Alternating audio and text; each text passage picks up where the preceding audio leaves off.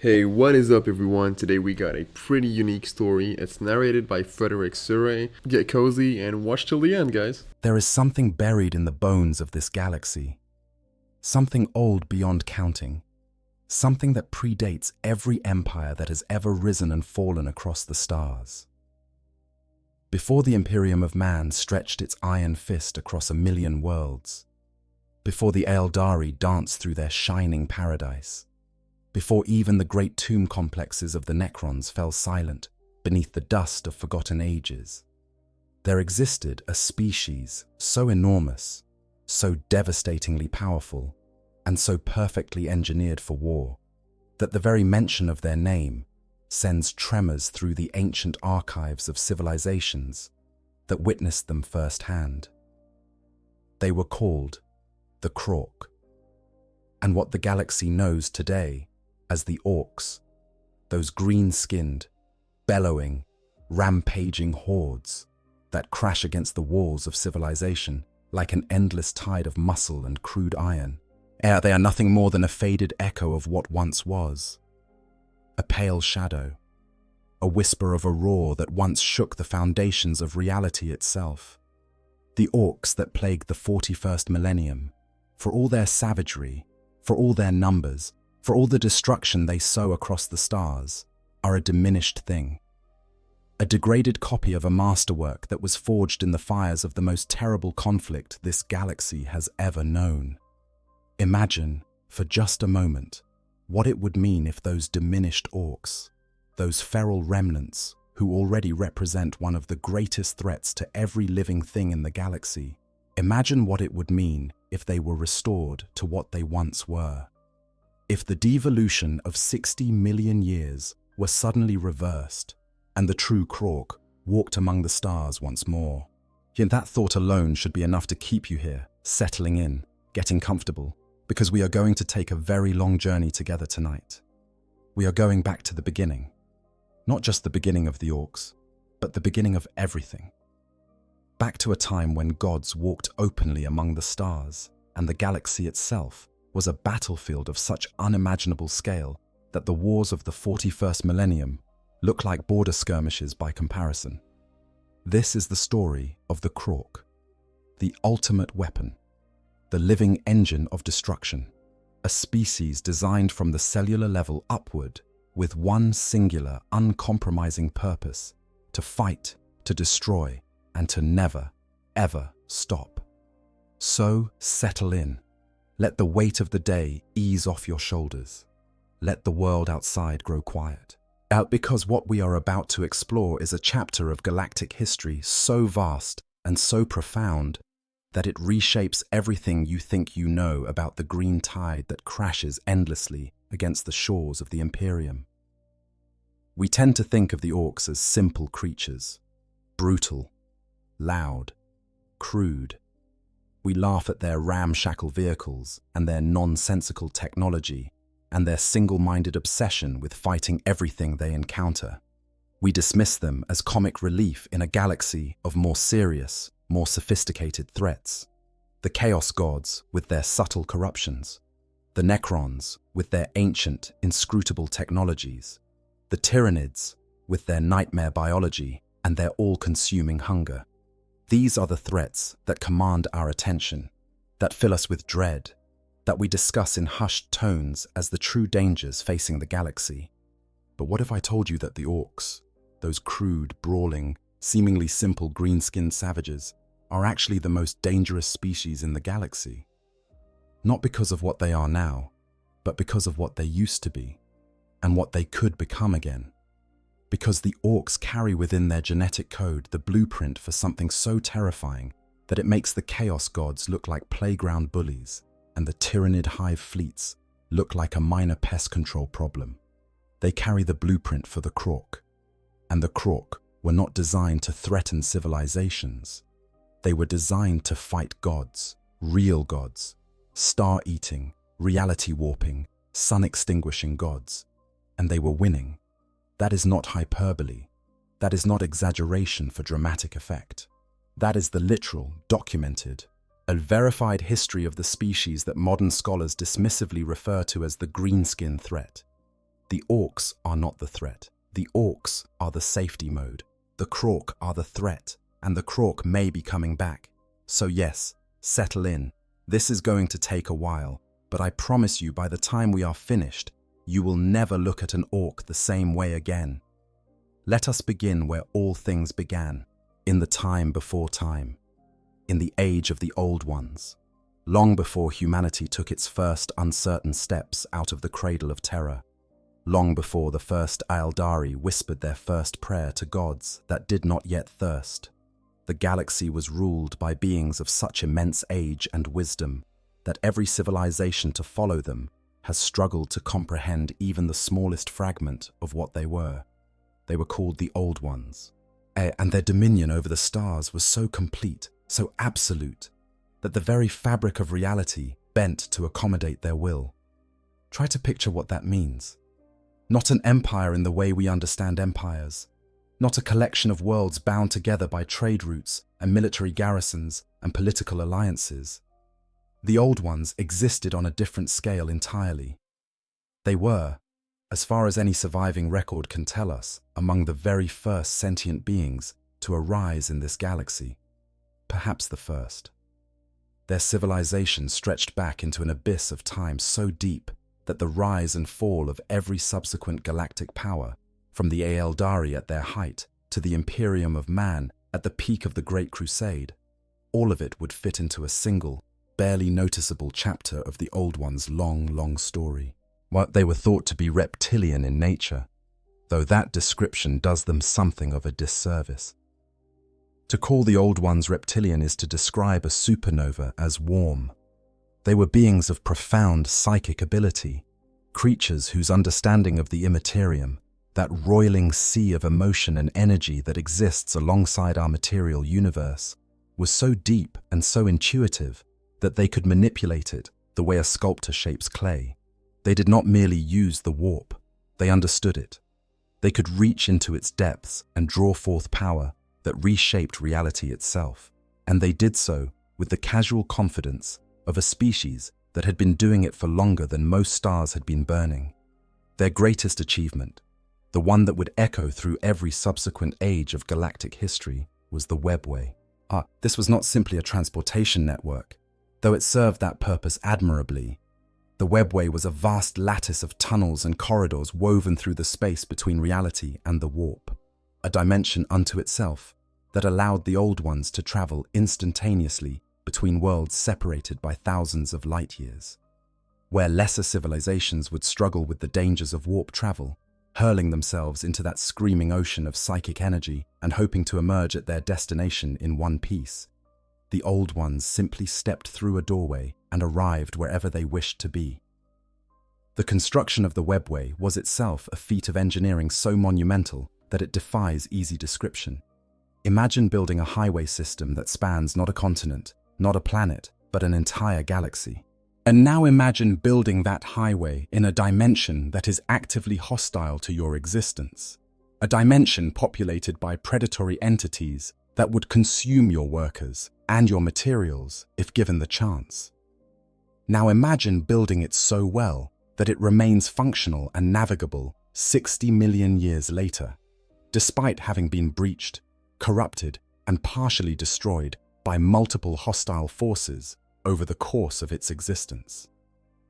That is what the Old Ones accomplished with the webway, and the fact that the Aeldari were later able to expand and modify it for their own use speaks to the extraordinary quality of the original construction.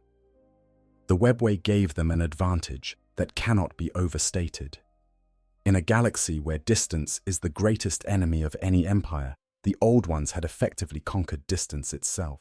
But they could be everywhere at once. They could respond to any threat with the speed of thought. They could maintain an empire of unimaginable scale without the logistical nightmares that would plague every civilization that came after them. The Old Ones also possessed a mastery of the immaterium that went far beyond simple transportation. They could manipulate the warp in ways that the Aeldari, their most psychically gifted successors, have never been able to replicate. They could calm storms in the immaterium, redirecting the currents of psychic energy that flow through the warp with the same casual ease that a river engineer might redirect the flow of water through a series of channels and dams. They could create stable psychic constructs within the warp, structures of pure thought and intention that served as beacons, amplifiers, and anchors for their psychic technologies. Some scholars have speculated that the Old Ones could even communicate directly with the warp itself, treating the Imperium not as a dangerous environment to be navigated, but as a partner to be negotiated with. This mastery of the psychic realm was the foundation upon which all of the Old Ones' other achievements were built. Their ability to create new species was rooted in their understanding of how psychic energy interacted with biological matter. Their ability to build and maintain the webway depended on their skill at manipulating the boundary between the material universe and the immaterium. Their ability to sustain an empire spanning the entire galaxy relied on their capacity to project their influence through the warp in ways that transcended the limitations of physical distance. And they used this mastery not to conquer, not to dominate, but to nurture. Because the Old Ones were, by all surviving accounts, a benevolent species. They traveled the galaxy, seeding worlds with life, encouraging the development of new intelligent species, guiding the evolution of promising civilizations toward greater heights. They were gardeners on a cosmic scale, tending to the galaxy as one might tend to a vast and beautiful garden, encouraging growth here, pruning excess there, always working towards some grand design that only they fully understood. Their motivations remain opaque to us, separated as we are by 60 million years of silence and the destruction of virtually every record they ever created. Did they cultivate life because they valued it intrinsically? Did they see themselves as custodians of the galaxy, or responsible for the well-being of every organism that swam in its oceans or walked upon its surfaces? Or was there a more practical purpose behind their gardening, a grand strategic vision in which the creation and nurturing of new species served some larger goal that we cannot perceive from our position at the far end of galactic history? We may never know, but the scope and the patience of their work speaks to a level of commitment that goes beyond mere utility. They seeded countless worlds with the building blocks of life. They watched over the slow development of species that would, millions of years later, rise to prominence in a galaxy that had long since forgotten the gentle hands that first set them on their path. Among their many creations, or at least among the species they nurtured and guided, were the early ancestors of humanity itself, though the tree-dwelling primates of primordial terror were little more than a footnote in the Old Ones' vast ledger of achievements. The Ieldari were another of their creations, a species designed with an extraordinary connection to the Immaterium that would one day make them the most psychically gifted beings in the galaxy. The Jokero, those enigmatic simian creatures whose instinctive understanding of technology has baffled the Adeptus Mechanicus for millennia, were likely yet another product of the Old Ones' creative ambitions. And there were doubtless hundreds, perhaps thousands of other species that the Old Ones brought into existence during their long stewardship, species whose names and legacies have been swallowed by the immensity of deep time, yet leaving not even a footnote in the historical record. But the Old Ones were not alone in the galaxy, and the peace they had cultivated across the stars was about to shatter in ways that would send ripples through every subsequent age of galactic history. For there was another species, ancient in its own right, that had been watching the Old Ones from the cold periphery of the galaxy. A species that looked upon the Old Ones' mastery of the universe and felt not admiration, but a burning, all-consuming envy that would eventually set the entire galaxy ablaze. They were called the Necrontyr, and they hated the Old Ones with a passion that defies rational description. To understand the Krork, you must first understand the war that made them necessary. And to understand that war, you must understand the Necrontyr.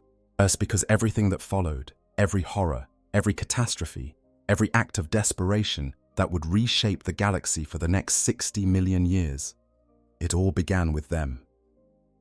The Necrontyr were, in many ways, the mirror image of the Old Ones.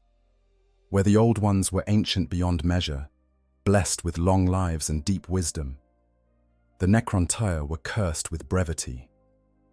Their homeworld orbited a star that bathed them in harsh, unforgiving radiation, and as a consequence, their lives were short and painful.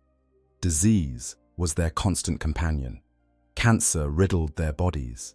Their civilizations rose and fell in the span of what the Old Ones might have considered a single afternoon, and the knowledge of their own mortality ate at them like acid. They looked out at the galaxy and saw the Old Ones moving through it with effortless grace, yet their lives stretching on for eons, their bodies untouched by the decay that was the Necrontyre's constant burden. And they asked the Old Ones for help.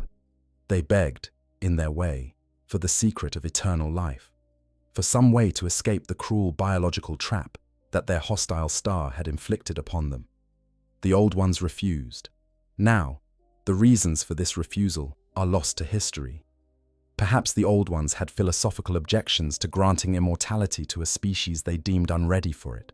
Perhaps they recognized something in the Necrontyre's character, some fundamental flaw of temperament that made them unsuitable recipients of such a gift. Perhaps it was simply not within their power to reverse the damage that the Necrontyre's star had wrought upon their genome. Perhaps, and this is a theory that some scholars find compelling, whilst the Old Ones saw the future. Perhaps their mastery of the Imperium gave them some glimpse of what the Necrontyre would become if granted the immortality they craved, a civilization of deathless conquerors whose ambition would not be tempered by the knowledge of their own mortality, but amplified by the certainty of their own permanence. Perhaps the Old Ones looked into the possible futures branching out from that single decision and saw, in every timeline where they granted the Necrontyre's wish, a galaxy consumed by war. We do not know. What we know is that the refusal burned, and that it burned with an intensity that only grew hotter with each passing generation of short-lived, cancer-ridden Necrontyre who looked up at the stars and knew that somewhere out there beings lived forever while they withered and died. The hatred that the Necrontyre developed for the Old Ones was not a political grievance. It was not a territorial dispute or a competition for resources. It was something far more primal and far more dangerous. It was existential resentment, the fury of beings who had been condemned to death by the accident of their birth, watching others enjoy a gift that had been denied to them. That kind of hatred does not fade with time. It does not respond to diplomacy or negotiation. It does not recognize proportion or reason. It simply grows, feeding on itself, becoming more concentrated and more potent with every generation that lives and suffers and dies, while the objects of its resentment continue to exist in their infuriating, unearned immortality.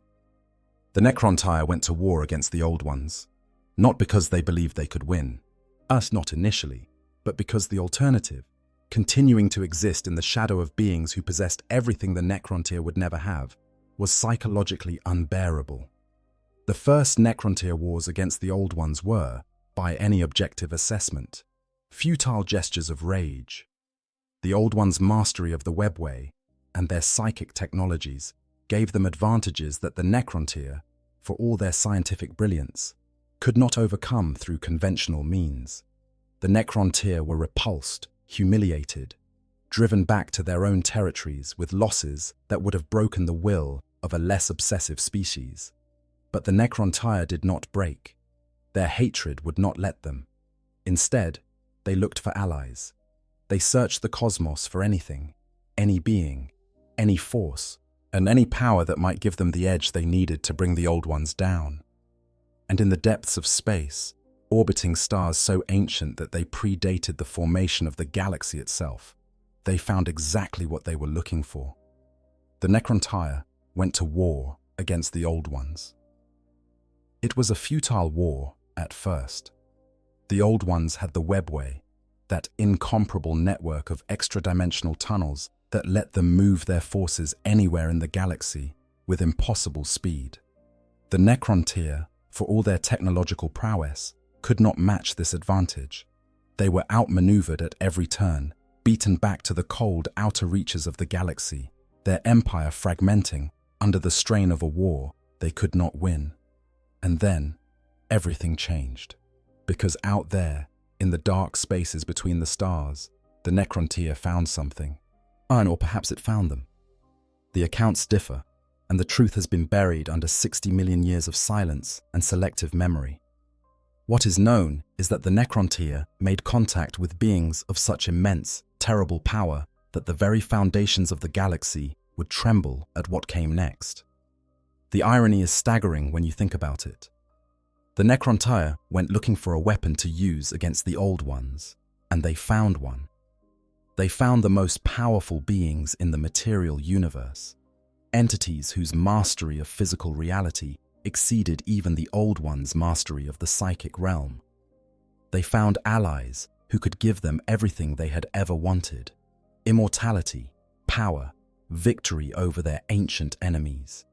And in finding them, the Necrontyr sealed their own doom as completely and as irrevocably as if they had simply allowed their cancer-ridden bodies to carry them to the natural deaths they so desperately feared. They traded one form of extinction for another, and the form they chose was infinitely worse than the one they fled from, because at least the Necrontyr who died of cancer died as themselves. What came after the bargain with the star gods was something else entirely. They found the Citan, the star gods. The Citan were ancient beyond even the Old Ones' reckoning. They were beings of pure energy, vast and incomprehensible, entities that had drifted through the cosmos since the earliest moments of the universe's existence, feeding on the radiation of stars. They were not alive in any way that we would understand the term. They were forces of nature given awareness, cosmic predators whose hunger was as vast as the void itself. They had existed for billions of years before the first planet cooled, before the first organic molecule assembled itself from the primordial chemical soup of a newborn world. They were older than life itself, and they had been feeding on the universe's raw energy since before life was even a theoretical possibility. Try to comprehend what that means. The Citan were not merely ancient, they were foundational. They were woven into the very structure of the cosmos, as much a part of the universe as gravity or electromagnetism. They had watched galaxies form and collapse, had drifted through the birth and death of stars, had existed in a state of pure, energy-consuming awareness for eons that make the Old One's own impressive lifespan look like a mayfly's brief flutter in the summer sun. The Necrontyr, desperate and bitter, and willing to pay any price for the power to destroy their hated enemies, offered the Citan something they had never had before: bodies. The Necrontyr built shells of living metal, a substance called necrodermis, and they gave the Citan physical form for the first time in their incomprehensibly long existence. Imagine what that must have been like for the Citan. Billions of years of formless existence, of being nothing but patterns of energy drifting between stars, and suddenly having a body. Having hands that could grasp, eyes that could see, a form that could interact with the material world in ways that their energy state existence had never allowed. The Citan were, in a very real sense, born in that moment. Born into bodies of living metal that gave them power over the physical universe that matched and exceeded anything the Old Ones could achieve through their mastery of the warp. And in return, the Citan offered the Necrontyr the one thing they had always wanted: immortality. But it came at a cost that the Necrontyr could never have imagined. The process was called biotransference, and it was, in every meaningful sense, the death of the Necrontyr as a species. Their consciousness was ripped from their organic bodies and transferred into mechanical shells of living metal, mirror images of the necrodermis bodies they had built for their new gods. The process was not gentle, it was not painless. It was a violation of the most fundamental kind, a stripping away of everything that made the Necrontyr living beings. Their flesh was consumed, their blood was drained, their bones were ground to dust, and their consciousness, that flickering spark of awareness that made each Necrontyr an individual, was ripped from its dying organic vessel and forced into a prison of cold metal that would endure for eternity. They became the Necrons, undying warriors of metal and cold purpose, free at last from the curse of mortality. But they had lost something in the transfer: their souls, their emotions, their capacity for joy, for sorrow, for love, for hatred, for everything that had once made them living beings, rather than simply existing ones. The Satan had fed on their life essence during the process, gorging themselves on the spiritual energy of an entire civilization like gluttons at a feast. Oh, what remained were shells, weapons, tools for the star gods to wield in their own cosmic ambitions. The higher-ranking Necrontyre, the lords and the nobles and the ruling elite, retained more of their personality than the common soldiers. They could still think, still plan, still feel dim echoes of the emotions that had once defined them. But even they were diminished, their inner lives reduced to pale shadows of what they had been. The common Necron warriors retained almost nothing. They were automata, blank-faced soldiers of living metal who followed orders with mechanical precision and fought with the relentless, emotionless efficiency of machines that happened to have once been people. The Silent King, Sarek, the supreme ruler of the Necrontyre, who had authorized the biotransference in the belief that it would save his people, but was reportedly the first to understand the full horror of what had been done. He had traded his people's mortality for an eternity of hollow existence, their cancer-ridden bodies for shells that would never feel the warmth of a sun or the touch of another living being. He had given them exactly what they had asked for: immortality, and in doing so had destroyed everything that made immortality worth having. But there was no going back. The organic bodies were gone, consumed by the process. The souls had been devoured by the Catan. The Necrontyre, as a living species with hopes and dreams and futures, were extinct. Only the Necrons remained, and the Necrons had a war to fight. And with these newly forged weapons at their command, the Satan turned their attention to the Old Ones. The war resumed, but now it was a very different conflict. What the Necrons, with their bodies of living metal and their weapons powered by technologies that bordered on the divine, were a force that the Old Ones had never faced before. And behind them stood the Satan themselves, beings of such terrible power that they could extinguish stars, devour entire solar systems, and tear holes in the fabric of reality with nothing more than a thought. The galaxy burned. Worlds that had been nurtured by the Old Ones for millions of years were reduced to cinders in moments. Stars were snuffed out. Entire civilizations were harvested, their life energy fed to the ever-hungry star gods. The Necron legions, tireless and implacable, breached the webway itself through a series of portals called Dolmen Gates, turning the Old Ones' greatest advantage against them, and the Old Ones, and for the first time in their immeasurably long existence, began to lose. The desperation of the Old Ones in the face of the Satan and their Necron servants is difficult to overstate. These were beings who had shaped the galaxy for millions of years, who had seeded worlds with life and guided the evolution of countless species, who had built the webway and mastered the Imperium in ways that no subsequent civilization has ever matched. And they were losing. The Satan was simply too powerful.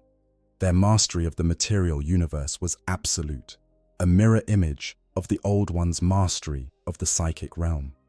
Where the Old Ones could manipulate the warp, the Satan could manipulate reality itself, bending the laws of physics to their will with a casual ease that made a mockery of conventional warfare. And the Necrons, those endless legions of living metal warriors, they did not tire, they did not break, they did not die, not in any permanent sense.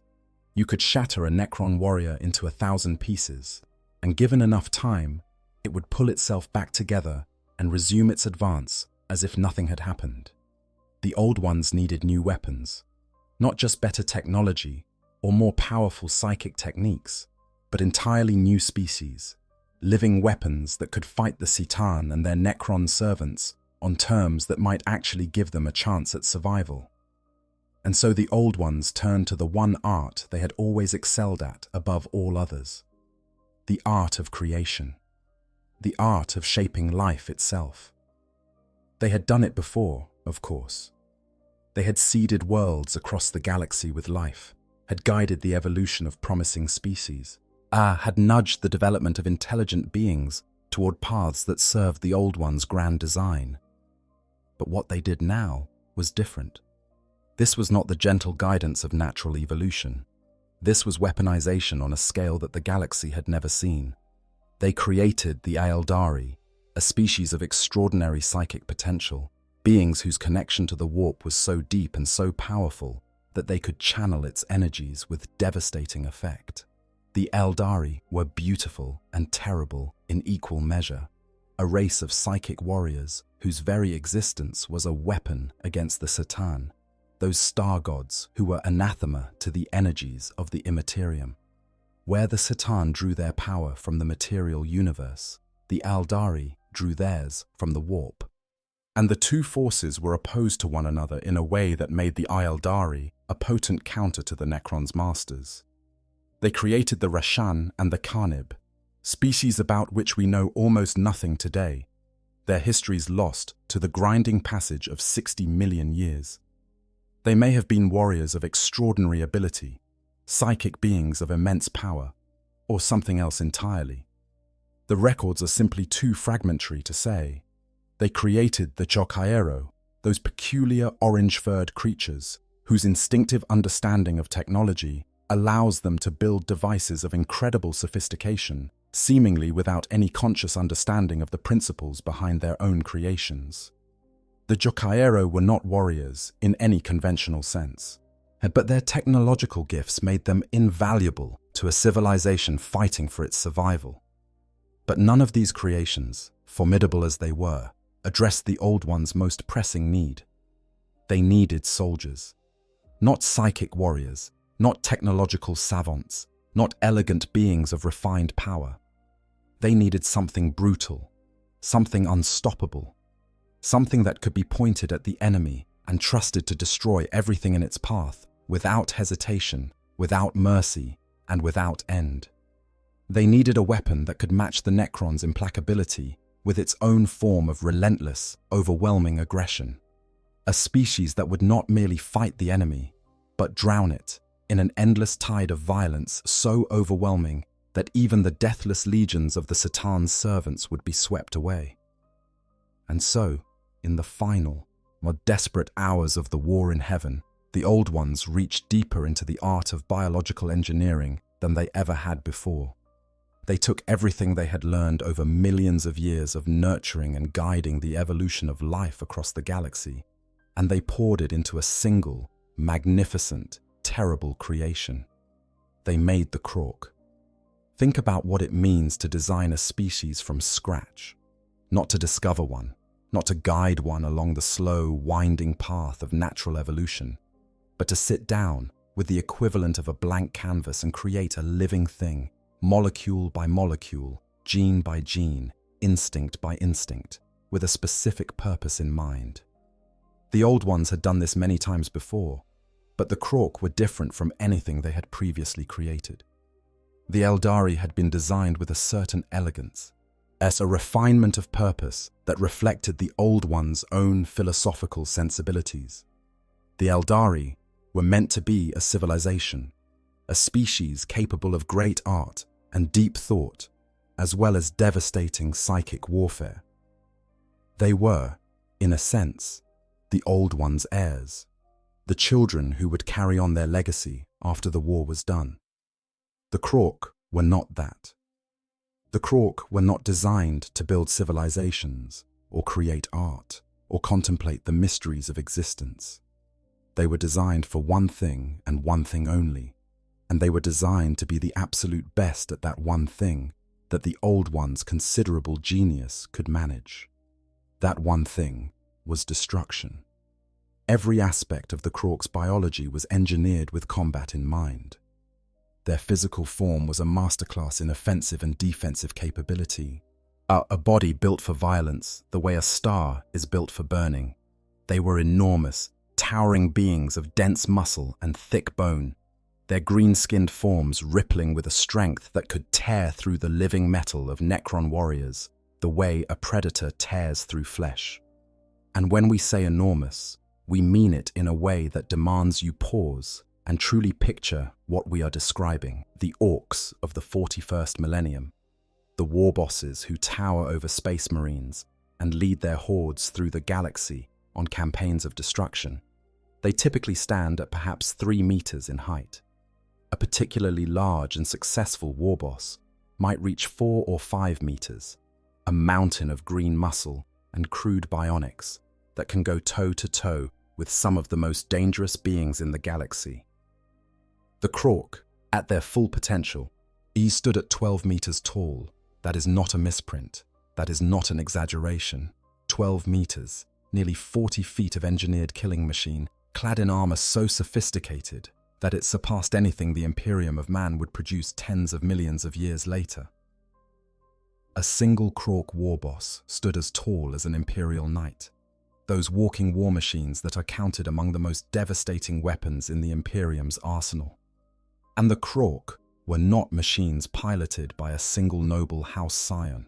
They were living beings, thinking and fighting with a combination of raw physical power and tactical intelligence that made them arguably the most dangerous individual combatants the galaxy has ever produced.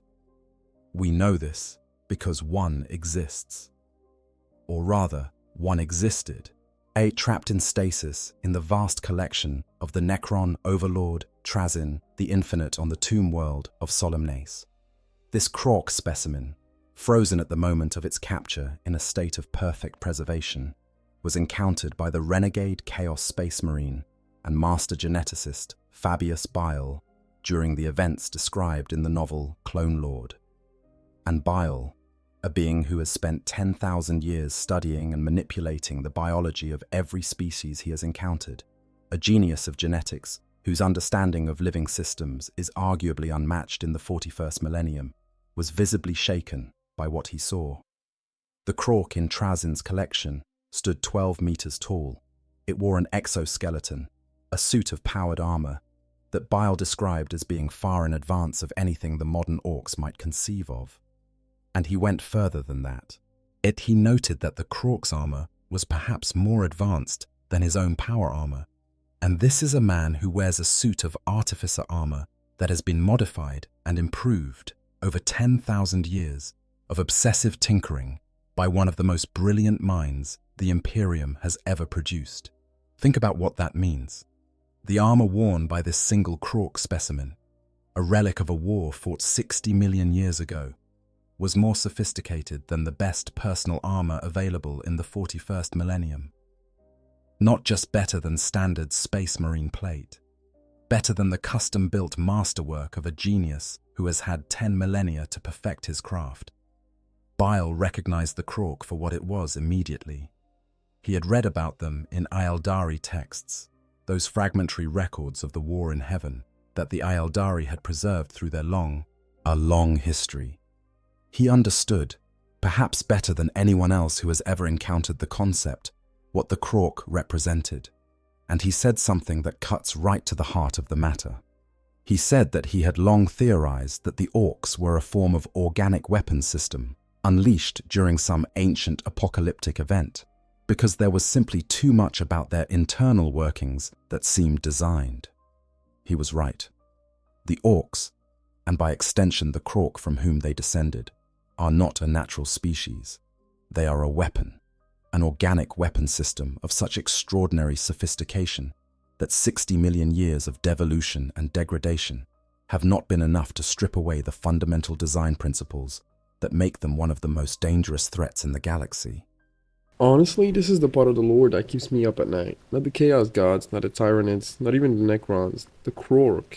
Because every other threat in this setting has a ceiling. You can theoretically beat them. You can find their weakness and exploit it. But the Krork, the more you fight them, the stronger they get. That is terrifying game design from a lore perspective. And I genuinely think Games Workshop has been planting seeds for years to bring this concept back in a major way, Personally, I would love to see a campaign book or a novel set during the War in Heaven that actually shows the Krork at full power, not through secondhand accounts or frozen museum exhibits, but on the battlefield doing what they were built to do.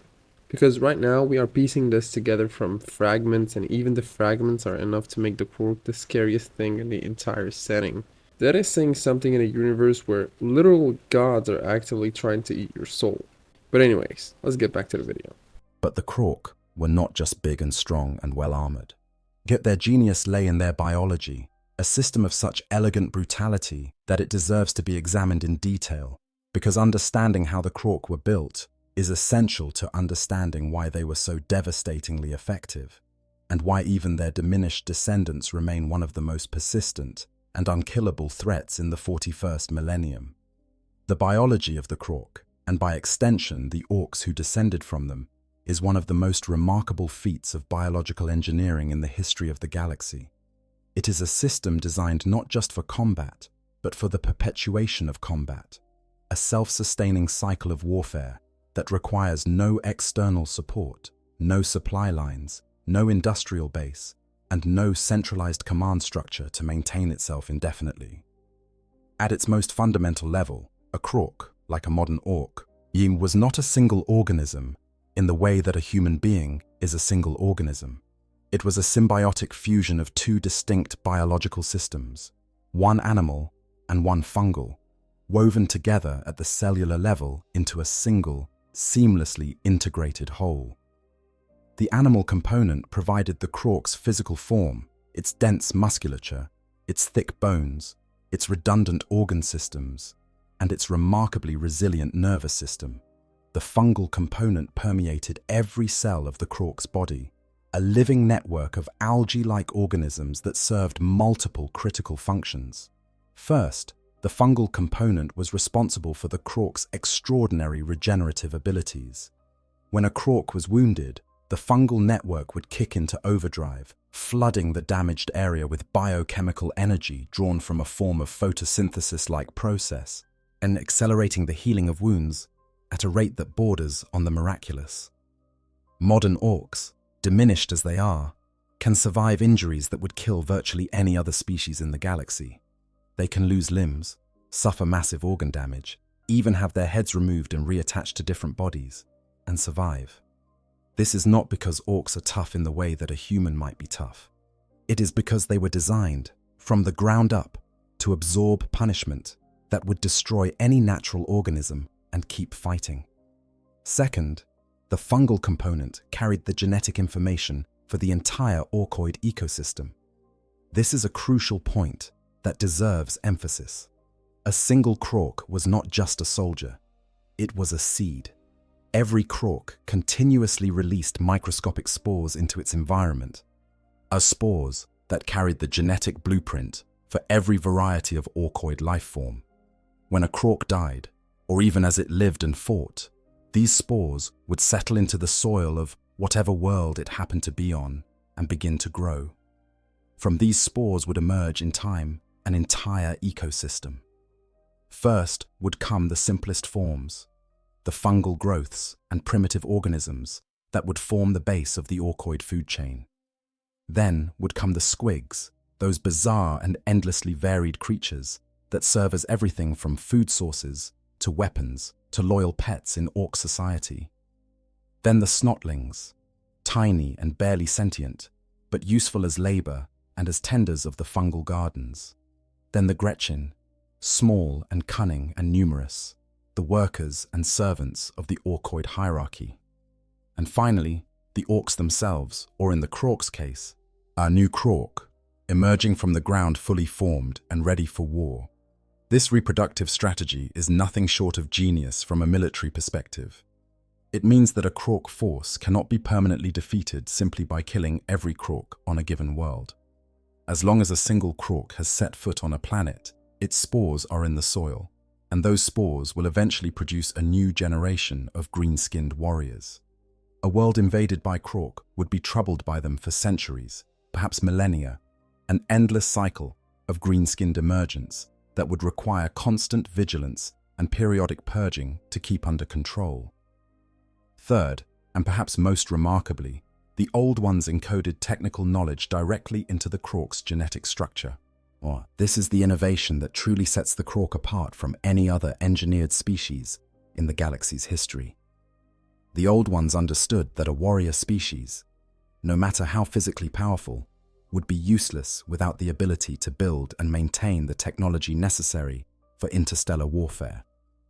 But they also understood that a species designed for combat would not have the patience or inclination to sit in classrooms learning the intricacies of plasma physics and starship engineering. So they cheated. They wrote the knowledge directly into the Krorks' genes. Among any population of Krork, certain individuals would be born with an instinctive, genetic-level understanding of specific technical disciplines.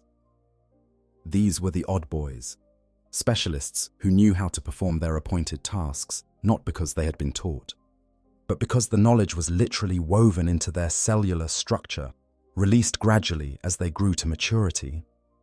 The mech boys understood mechanical and engineering principles at an intuitive level, able to design and build functional war machines from virtually any raw materials without any formal training whatsoever. The pain boys understood surgery and medicine, able to perform complex surgical procedures with tools that would make a human surgeon weep and yet somehow produce functional results. The weird boys served as psychic lightning rods, channeling the collective psychic energy of the Krork into devastating blasts of raw power. This system meant that a Krork force was entirely self-sufficient. It did not need supply lines. It did not need factories, at least not permanent ones. It did not need schools or training academies or research institutions. Everything it needed to wage war, from the soldiers themselves to the technical expertise required to build their weapons, was contained within the genetic code of the species itself. Drop a single Krork on an empty world, and given enough time, that world would produce an army with its own engineers, its own surgeons, its own weapons manufacturers, and its own psychic support. It was, in every sense, the perfect weapon for a desperate war. The Old Ones had created a species that could be deployed on any world, in any conditions, against any enemy, and sustain itself indefinitely without any external support. The Krork did not need the Old Ones to maintain them. They did not need resupply. They did not need reinforcement. They just needed an enemy to fight. And they would handle everything else themselves. But there was one more element of the Krork's design that elevated them from merely formidable to truly terrifying. And it is an element that modern Imperial scholars are only beginning to understand, even after millennia of study. The Krork possessed a psychic field of extraordinary power. Every Orc, every Gretchen, every living thing in the Orcoid ecosystem generates a small amount of psychic energy. This is not a conscious process. It is not something that individual Orcs can control or direct. It is simply a byproduct of their existence, a constant low-level psychic emission that radiates from every green-skinned being in the galaxy, like heat radiating from a fire. Individually, this psychic emission is negligible. A single Orc generates so little psychic energy that it would be virtually undetectable to even the most sensitive psyker. But the Krork were never meant to operate as individuals. They were designed to function as a collective, a vast, swarming mass of green-skinned warriors operating in close proximity. And when thousands, millions, billions of Krork gathered in one place, their individual psychic emissions combined into something far greater than the sum of its parts. This is the Gestalt psychic field. It is, in many ways, the single most important aspect of the Krork's design, because it is this field that makes everything else work. The Gestalt field has several effects, each of which contributes to the Krork's effectiveness as a weapon of war. First, and most fundamentally, it creates an instinctive hierarchy among the Krork. Every Krork can sense, at an unconscious level, which individuals are larger and more powerful than itself. This creates an immediate and unambiguous chain of command that requires no formal structure, no ranks, no commissions, no bureaucracy of any kind. The biggest Krork is in charge. Everyone knows it. Everyone accepts it. There is no debate, no politics, no jockeying for position through anything other than direct physical competition.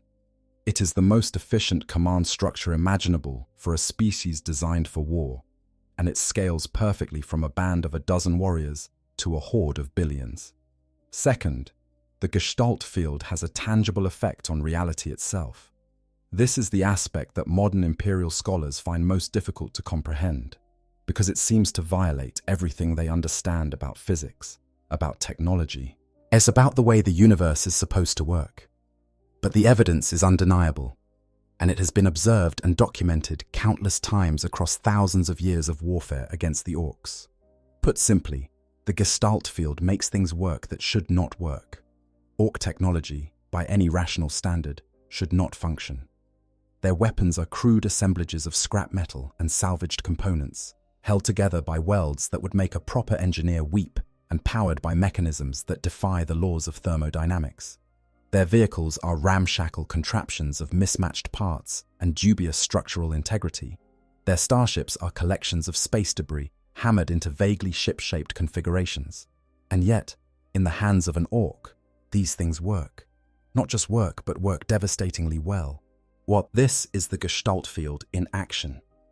The collective psychic energy of the Orcs, channeled unconsciously through their shared belief in the functionality of their creations, actually alters reality to make those creations functional. If enough Orcs believe that a gun will fire, it fires. If enough Orcs believe that a vehicle will move, it moves. If enough Orcs believe that a bomb painted yellow will create a bigger explosion, it creates a bigger explosion. If enough Orcs believe that painting something red makes it go faster, it goes faster.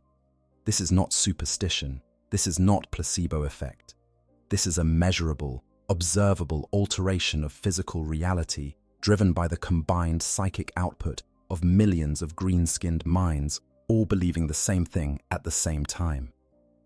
During the War of the Beast in the 32nd Millennium, members of the Adeptus Mechanicus, the Imperium's foremost experts in technology, observed that Orc weapons would only activate when they came into contact with a greenskin.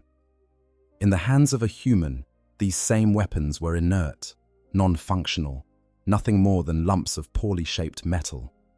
It was the Orcs' connection to the Gestalt field that brought them to life. Now consider what this means when applied to the Krork at the height of their power, when they were fighting in numbers so vast that the modern mind struggles to comprehend them, when their Gestalt field was not the diffuse, weakened thing it is in the 41st millennium, but a focused, overwhelming force of psychic energy that could reshape reality on a scale that modern Orcs can only dream of. The Krorks' Gestalt field did not just make crude weapons work, but it elevated already sophisticated technology to levels of performance that bordered on the miraculous. It made their armor harder, their weapons more devastating, their healing faster, their aggression more focused. It turned individual Krork warriors into something approaching forces of nature, beings whose very presence on the battlefield warped reality in their favor in ways both subtle and overwhelming.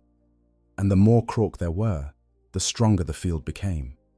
And the stronger the field became, the more powerful each individual Krork grew. And the more powerful each Krork grew, the more Krork it attracted, drawn by some deep, instinctive pull toward the gathering of their kind. It was a self-reinforcing cycle, a feedback loop of psychic energy and physical growth that, left unchecked, could produce warriors of almost limitless size and power. This is the mechanism by which the Krork could grow to 12 meters tall. This is why the Krork in Trazin's collection was wearing armor more advanced than anything in the 41st millennium. The Gestalt field did not just empower the Krork, it evolved them. It pushed them to grow larger, stronger, smarter, more sophisticated in their technology and more devastating in their warfare. And there was, as far as anyone can tell, no upper limit to this process. Given enough Krork, enough conflict, enough psychic energy flowing through the Gestalt field, there was theoretically no ceiling on how large, how powerful, and how technologically advanced a Krork could become. Imagine an army of beings 12 meters tall, is each one clad in armor that surpasses anything the 41st millennium can produce, each one wielding weapons of devastating power, each one surrounded by a psychic field so potent that reality itself bends to accommodate their will. Imagine that army numbering not in the thousands, not in the millions, but in the trillions, spread across thousands of worlds, each individual contributing to a gestalt field of such overwhelming power that the very laws of physics become suggestions rather than rules. That was the Krork at the height of the war in heaven. That was what the Old Ones unleashed upon the Necrons and their Satan masters. And for a time, it worked. The deployment of the Krork during the war in heaven marked a turning point in the conflict, though the specifics of their battles are frustratingly scarce. We must remember that this war was fought over 60 million years ago, and the records of it come to us through a handful of sources, none of them entirely reliable. The Necrons, the only beings who were alive during that era and remain active in the 41st millennium, are notorious for suffering from mental degradation, amnesia, and potentially even deliberate memory alteration by their former Satan masters. The Aeldari have their myths and legends, but these are exactly that, myths and legends, shaped by millions of years of retelling and the inevitable distortions that come with the passage of such incomprehensible spans of time. What we can piece together is a broad picture, and it is a picture of desperation turned to devastating effectiveness. The Krork were created late in the war in heaven, during a period when the Old Ones were already on the defensive.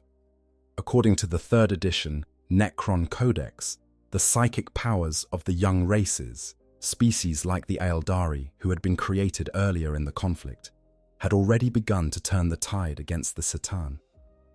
The energies of the warp were anathema to the star gods, and the psychic assaults of the Aeldari and their peers had put the Satan and their Necron servants on the back foot for the first time since the war's resumption. But this advantage came with a terrible cost. The intense psychic warfare conducted by the young races had destabilized the warp itself, sending ripples through the Imperium that attracted the attention of entities that should never have been noticed. From the cracks in reality that these psychic battles had created, denizens of the warp began to force their way into the material universe, drawn by the feast of emotions and psychic energy that the war had created. Among these entities were the enslavers, horrific warp-spawned creatures that could take control of psychers and use their bodies as portals, allowing even more warp entities to pour through into real space. The Enslaver Plague, as it came to be known, was a catastrophe that threatened both sides of the conflict. Entire worlds were overrun, their populations enslaved or consumed by beings that existed on the boundary between reality and nightmare. It was in this context of multiple existential threats that the Old Ones created the Krork. According to the most commonly accepted interpretation of the surviving records, the Krork were designed to defend the Old Ones' last strongholds, not just against the Necrons, but against the Enslavers and the other warp-spawned horrors that were now pouring through the tiers in reality. The Krork were perfectly suited to this task. Their lack of individual psychic ability meant that the Enslavers could not use them as hosts, at least not easily. Their physical power and relentless aggression made them ideal for the kind of brutal, close-quarters fighting that characterized battles against both Necron warriors and warp-spawned horrors. And their self-sustaining biology meant that they could be deployed on any world, in any conditions, and trusted to keep fighting long after any other species would have been ground down to nothing. The Krork fought the Necrons with a ferocity that the Deathless Legions had never encountered before. Where the Eldari attacked with psychic precision, the Krork attacked with overwhelming force, their massive forms crashing into Necron battle lines like living battering rams. Their weapons, powered and enhanced by the Gestalt field, to levels of performance that even the Necrons could not match, tore through living metal with devastating efficiency. Their sheer numbers, replenished by the constant cycle of spore-based reproduction, meant that the Necrons' greatest advantage, their ability to simply outlast any opponent through sheer attrition, was neutralized. For the Krork could not be outlasted. You could destroy a Krork army, grind every last warrior down to bone and fungal matter, and the spores they had left behind would simply grow a new army. And the new army would be just as large, just as aggressive, and just as well equipped as the one that had been destroyed. Because the genetic memory encoded in those spores carried everything the new generation needed to wage war at the highest level. A harlequin, one of the Eldari's wandering keepers of history and legend, made a comment during the War of the Beast in the 32nd Millennium that has become one of the most frequently cited references to the Krork in all of 40,000 years of Imperial scholarship. When confronted with the seemingly invincible hordes of the Beast, those enormous orcs who had very nearly conquered the Imperium, the Harlequin compared them to the Krork of old and found them wanting. The Beast's orcs, for all their terrifying size and devastating technology, were described as being like children compared to the true Krork. A pale imitation, a shadow of the real thing. Consider what that means. Or the Beast's orcs were so powerful that they nearly destroyed the Imperium of man. They built attack moons, planetary-sized war machines that could teleport through a dimension called subspace and emerge anywhere in the galaxy. They wielded gravity manipulation technology and psychic weapons of terrifying sophistication. Their leader, the Beast, stood at least 10 meters tall and was intelligent enough to speak fluent Gothic, the common language of the Imperium. He was so powerful that he fought the Primarch Vulcan, one of the Emperor's own genetically engineered demigod sons, and very nearly killed him. And compared to the true Krork, the Beast's forces were children playing at war. The mind recoils from such a comparison. If the Beast, who nearly broke the Imperium, was merely a shadow of what the Krork had been, then the true Krork must have been a force of such overwhelming power that the only appropriate response is a kind of awed terror. They were not just a threat. They were an extinction-level event wrapped in green skin and sophisticated armor, a tsunami of violence so vast and so unstoppable that even the deathless legions of the Necrons and their godlike Satan masters had reason to fear. And they fought alongside the Eldari, the Khanib, the Rashan, and whatever other species the Old Ones had created. Together, this alliance of engineered warrior races waged war against the Satan and their Necron servants in a conflict of such staggering scale that the word war barely begins to describe it. Planets were shattered, stars were extinguished, entire regions of space were rendered uninhabitable. The very fabric of reality was torn and scarred in ways that have not fully healed, even after 60 million years. Let us linger here for a moment longer, because the scale of what the Krork accomplished during the war in heaven deserves more than a passing mention. Try to visualize the battlefield. Not a single world, not a single star system, but the entire galaxy.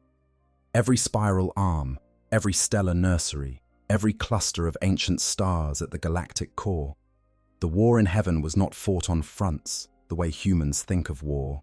It was fought everywhere, simultaneously, across billions of individual engagements spanning distances so vast that light itself would take 100,000 years to cross them. And in that incomprehensible vastness, the Krork were everywhere. Their spore-based reproduction meant that every world they set foot on became a factory for producing more of their kind.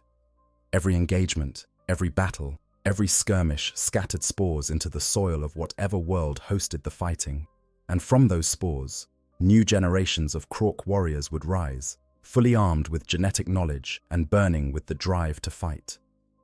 The Necrons could sweep a world clean of Krork, annihilate every last green-skinned warrior down to the smallest snotling, and within a handful of years, that same world would be crawling with a fresh generation, emerging from the ground like a terrible green harvest. This is what made the Krork so uniquely suited to fight the Necrons. The Necrons' greatest tactical advantage had always been their patience. They could afford to fight wars of attrition because their warriors did not die permanently. A shattered Necron would simply reassemble itself and rejoin the fight.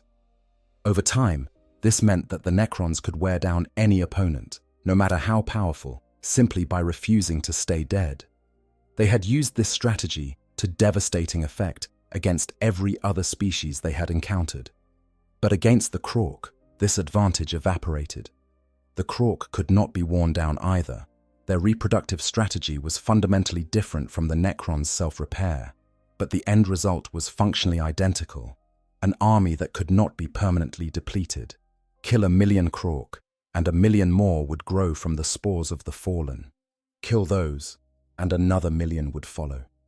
The Necrons, for the first time in the War in Heaven, had found themselves facing an enemy that could match their implacability with an inexhaustible wellspring of fresh warriors. And unlike the Necrons, the Krork improved as they fought. Each new generation, emerging into a world where the Gestalt field was already strong from the presence of their predecessors, would be a little larger, a little tougher, a little more attuned to the frequencies of the psychic field that empowered them. The war itself was making the Krork stronger, while the Necrons, for all their undying resilience, were essentially static. They could not grow. They could not evolve. They could not adapt in the way that the Krork adapted, because adaptation requires biological flexibility, and the Necrons had surrendered their biology in exchange for immortality. Consider also the psychological dimension of the conflict. The Necrons, stripped of their emotions by the process of biotransference, felt nothing when they fought. No fear, no anger, no exhilaration, no despair. They were automata of living metal, executing their programming with mechanical precision. The Krork, by contrast, reveled in combat. Every engagement was a source of joy for them, a fulfillment of their deepest biological imperatives. They did not fight because they were ordered to. They fought because fighting was the thing they had been built to do, and doing it made them, in whatever way a Krork experienced satisfaction, content. This gave the Krork an advantage that is difficult to quantify but impossible to ignore. An army that loves what it does will always fight harder than an army that fights out of obligation or programming. The Krork did not merely resist the Necrons. As they pursued them, they sought out fights with the eagerness of a predator pursuing its favorite prey. Where the Necrons advanced with cold, calculated precision, the Krork charged with a ferocity that bordered on the ecstatic, smashing into the ranks of the deathless legions with the force of a tidal wave hitting a seawall. The weapons the Krork wielded during this period are another subject worthy of extended consideration, because they represent a level of technological achievement that the galaxy has not seen since. We know, from the specimen in Trazin's collection, that Krork armor was more sophisticated than anything the 41st Millennium can produce. But armor is only one component of a warrior's equipment, and the weapons the Krork carried into battle against the Necrons must have been equally extraordinary. We do not have detailed descriptions of individual Krork weapons from the War in Heaven. The records simply do not exist in that level of detail, but we can make educated inferences based on what we know about the Gestalt field and its effect on Orc technology. Modern Orcs, with their greatly diminished Gestalt field, can build weapons that, while crude in appearance, are devastatingly effective in practice. Their firearms can punch through ceramite armor. Their vehicles can outrun Imperial machines of comparable size. Their gargants, those towering walking idols of Gork and Mork, can go toe-to-toe with Imperial titans. Scale that up to the Krork's level. Imagine weapons built by mech boys, whose genetic knowledge was sharp and uncorrupted, whose Gestalt field was orders of magnitude stronger than anything modern Orcs can generate. Whose raw materials included technologies salvaged from the old ones themselves. These would not be the crude shooters and choppers of the 41st Millennium. These would be precision instruments of annihilation, as sophisticated in their function as they were brutal in their application. Energy weapons that could cut through necrodermis. Force fields that could shrug off the reality-bending attacks of the Satan. War machines of a scale and power that would make the largest Imperial Titan look like a child's toy. And all of it powered by a Gestalt field so immense that reality itself buckled under its weight. When trillions of Krork believed that their weapons would fire, that their armor would hold, that their vehicles would advance, the universe itself rearranged to accommodate that belief. This is not metaphor. Well, this is the literal mechanism by which Krork technology functioned. The laws of physics, in the vicinity of a sufficiently large Krork host, became negotiable. We should also consider the Krork's command structure in more detail, because it tells us something important about the Old One's design philosophy. Modern orcs operate on a simple hierarchy of physical dominance. The biggest orc is in charge, period. But the Krork, at their peak, appear to have had a more sophisticated system. The Blood Axes clan, as we discussed, seems to have been specifically designed as a leadership caste. Krork, who were predisposed towards strategic thinking, diplomacy, and the coordination of large-scale military operations. And this suggests that the Old Ones anticipated the need for the Krork to function not just as individual warriors, or even as warband-level formations, but as a galaxy-spanning military force capable of coordinating operations across thousands of light years. The Blood Axes were the generals, the strategic thinkers, the beings who could look at a galactic map and plan campaigns that involved billions of warriors across thousands of worlds. Without them, the Krork would have been a blunt instrument, devastating but uncoordinated. With them, the Krork were a weapon the size of a galaxy, capable of applying their overwhelming force with precision and purpose.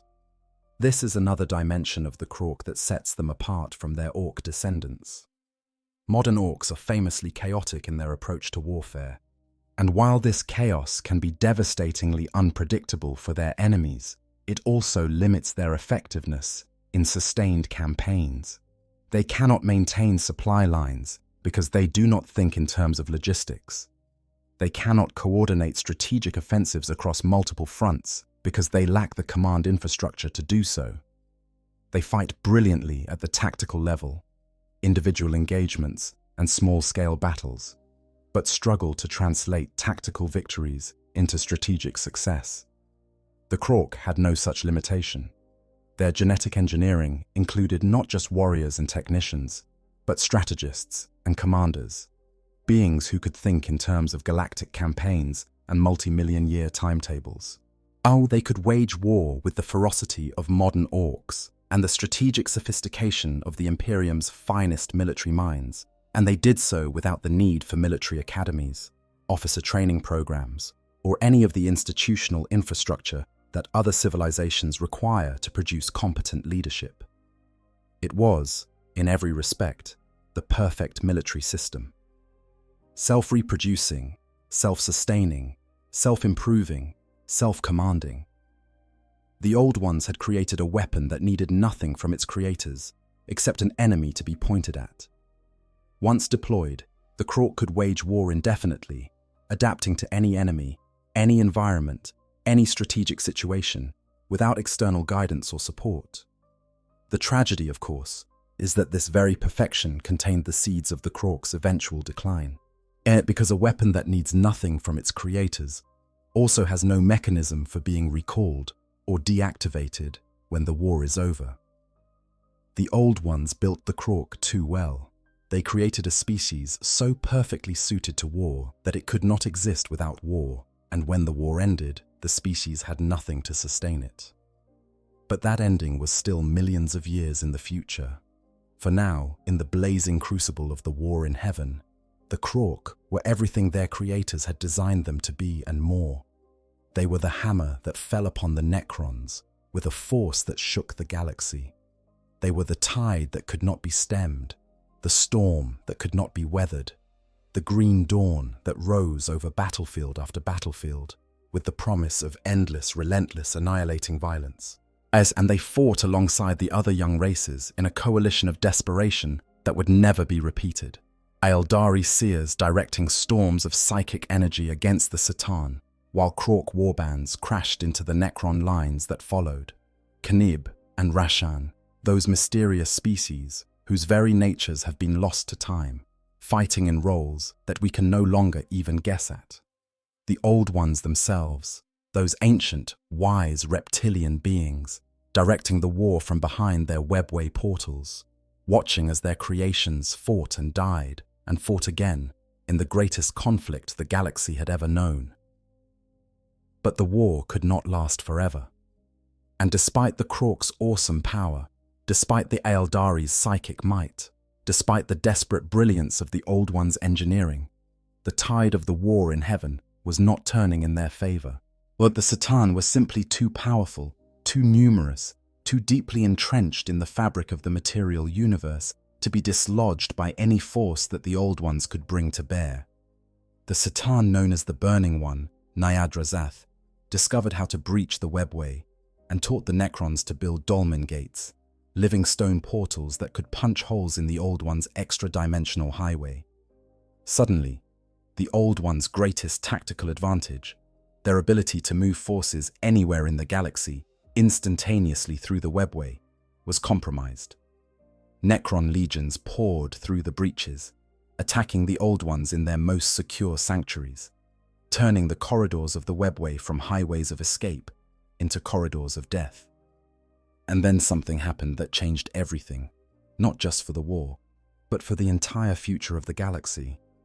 The end of the war in heaven is one of the most complex and consequential events in all of galactic history, and it played out not as a single decisive battle, but as a cascading series of catastrophes that ultimately consumed every faction involved. The Old Ones fell first, beset on one side by the implacable advance of the C'tan and their Necron legions, and on the other by the growing enslaver plague that their own psychic weapons had inadvertently unleashed. The ancient creators of the Krork were overwhelmed. Their great bastions fell one by one. Their webway, that vast network of extra-dimensional tunnels that had been their greatest strategic asset, was breached and corrupted, its corridors crawling with warp-spawned horrors. Their populations were decimated, their knowledge lost, their civilization crumbling around them like a sandcastle before the tide. Whether the Old Ones went extinct or simply fled the galaxy is a question that remains unanswered after 60 million years. Some scholars believe they died, every last one of them, consumed by the very forces they had hoped to command.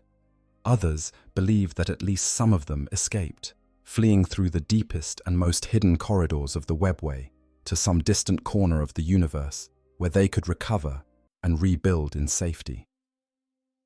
The truth is that nobody knows. The Old Ones are gone, and with them went the guiding intelligence that had created the Krork, the Aeldari, and so many other species. But the war did not end with the Old Ones' fall. It simply entered its final, most devastating phase. With their creators gone, the young races were left to fend for themselves against enemies of incomprehensible power. The Aeldari, with their potent psychic abilities and their inherited fragments of the webway, had the resources to survive and eventually thrive. The Krork, with their self-sustaining biology and their unstoppable aggression, continued to fight with the same relentless fury they had been designed for. And then, the Necrons turned on their masters. The Silent King, Zarek, the supreme ruler of the Necron dynasties, had been biding his time throughout the final stages of the war. He had watched as the C'tan grew ever more bloated on the life energy of the galaxy's inhabitants, ever more arrogant in their assumed supremacy. He had seen the horror that biotransference had wrought upon his people, yet the stripping away of everything that had made the Necrontyr more than mere automata. And he had been waiting, with the infinite patience that only a being of living metal can possess, for the right moment to strike. That moment came when the Old Ones were finally defeated, with their ancient enemies destroyed and the C'tan gorged and complacent from their feast of souls. Zarek gave the order. The Necron legions turned their weapons on the star gods themselves, focusing the unimaginable energies of the living universe into weapons too mighty for even the C'tan to endure. The star gods, beings that had existed since the dawn of the universe, were shattered into fragments, each shard a diminished echo of the vast, terrible entities they had once been. But the Necrons paid a terrible price for their rebellion. Already weakened by the war in heaven and the revolt against their creators, they could not hope to dominate a galaxy that was now overrun by enslavers, warp-spawned horrors, and the various warrior races that the Old Ones had created. The Eldari were ascendant, their psychic power growing with each passing century, and they were clearly positioned to become the galaxy's next dominant civilization. Zarek made a decision. The Necrons would retreat to their tomb worlds and enter a state of hibernation, a great sleep that would last for millions of years. They would wait until the enslavers had burned themselves out, until the Eldari had risen and fallen, until the galaxy was ripe for Necron reconquest. It was a gamble of staggering proportions, but it was the only option available to a species that had already sacrificed everything. Their bodies, their souls, their very identity, in pursuit of a victory that had turned to ashes in their metallic hands. And so the Necrons slept. The enslavers raged, the Eldari rose, and the Krork, those magnificent, terrible engines of destruction, found themselves in a galaxy that no longer needed them. This is the moment. This is the hinge upon which the fate of the Krork turned, because the Krork had been designed for one purpose: war. Specifically, war against the Necrons and the Citan. And now that war was over. The enemies they had been built to fight were gone, retreated into their tombs to sleep for millions of years. The masters who had created them and guided their aggression were gone, vanished from the galaxy, or destroyed entirely. The great conflict that had given their existence meaning, as the cosmic crucible in which they had been forged and tempered, had cooled and gone silent, and the Krork were left with nothing to fight but themselves. The devolution of the Krork into the modern orcs is one of the great tragedies of galactic history, though it is a tragedy that most inhabitants of the 41st millennium do not even know occurred. To the average citizen of the Imperium, if they think about orcs at all, they think of them as simple brutes, savage and stupid, and eternally aggressive. They do not know that the green-skinned hordes battering at the gates of their worlds are the degenerate descendants of a species that once stood as equals to the mightiest civilizations in the galaxy. The process by which the Krork became the orcs was not sudden. It did not happen in a generation, or even in 1,000 generations. As it was a slow, grinding erosion that played out over millions of years, a process as gradual and as inexorable as the wearing away of mountains by wind and rain. The key to understanding this devolution lies in the very mechanism that had made the Krork so powerful in the first place, the Gestalt psychic field. Remember, the Krork grew larger, smarter, and more technologically sophisticated in direct proportion to the intensity and scale of the conflicts they were engaged in. The more Krork there were, the stronger the Gestalt field. The stronger the field, the larger and more powerful individual Krork became. The more powerful they became, the more advanced their technology grew. It was a positive feedback loop that, during the war in heaven, had been sustained by an enemy of virtually unlimited capacity. At the Necrons and their Citan masters, an enemy that could match the Krork blow for blow and keep them perpetually engaged at the highest possible level of conflict. When that enemy disappeared, the loop was broken. Without the Necrons to fight, the Krork had no adversary worthy of their full potential. The Eldari were powerful, certainly, and there were conflicts between the two species in the ages following the war in heaven. But the Eldari did not fight like the Necrons. They did not meet the Krork in the kind of grinding, attrition-based warfare that the green-skinned species had been designed for. The Eldari fought with subtlety, with psychic precision, with hit-and-run tactics that exploited their mastery of the webway. They did not provide the kind of sustained, a large-scale conflict that the Krork needed to maintain their peak potential. And so, the Krork turned on each other. In the novel, Gazgkul Thraka, Prophet of the War, the Gretchen Makari receives a psychic vision of the Krork's origins and their fall.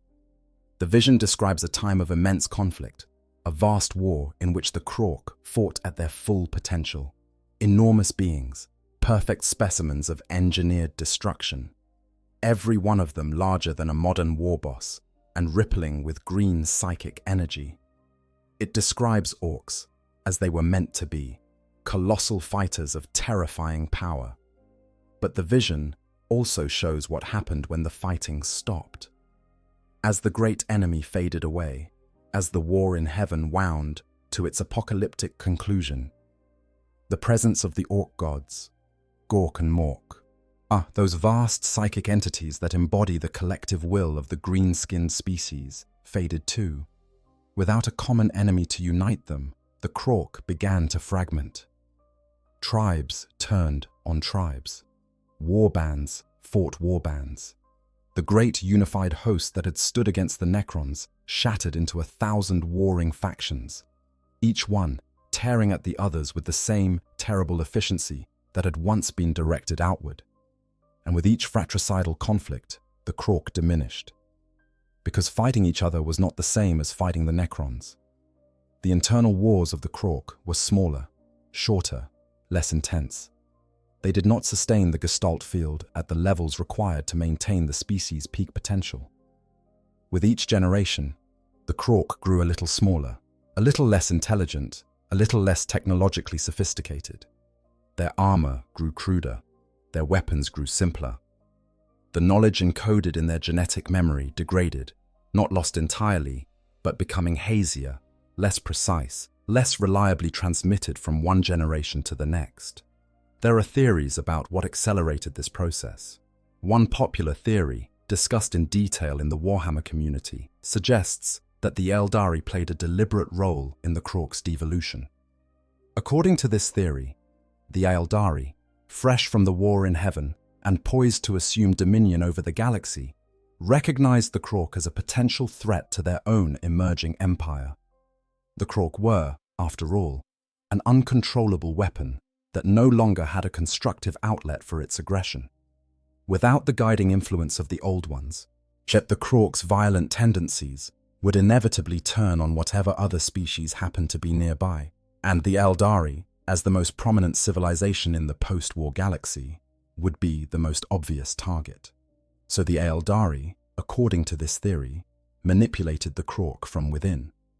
Through subtle psychic manipulation, selective strikes against key Krork leaders, and the exploitation of existing tribal rivalries, the Eldari encouraged the Krork to tear themselves apart. They may have specifically targeted the Blood Axes, a Krork clan that appears to have been designed by the Old Ones as a leadership caste for the species, using cunning and strategic thinking to keep the wider Krork population unified and focused. By turning the other clans against the Blood Axes in an event that Orc legend remembers as the Big Party, the Eldari may have destroyed the very mechanism by which the Krork maintained their unity and their peak potential. It is a compelling theory, and there is circumstantial evidence to support it. The Blood Axes remain distinct among the modern Orc clans, more disciplined, more strategic, more willing to work alongside other species than their kin. They are distrusted by other Orcs for precisely these qualities, seen as un-Orky, as if some ancient and half-remembered betrayal has poisoned the relationship between the Blood Axes and the rest of their species forever.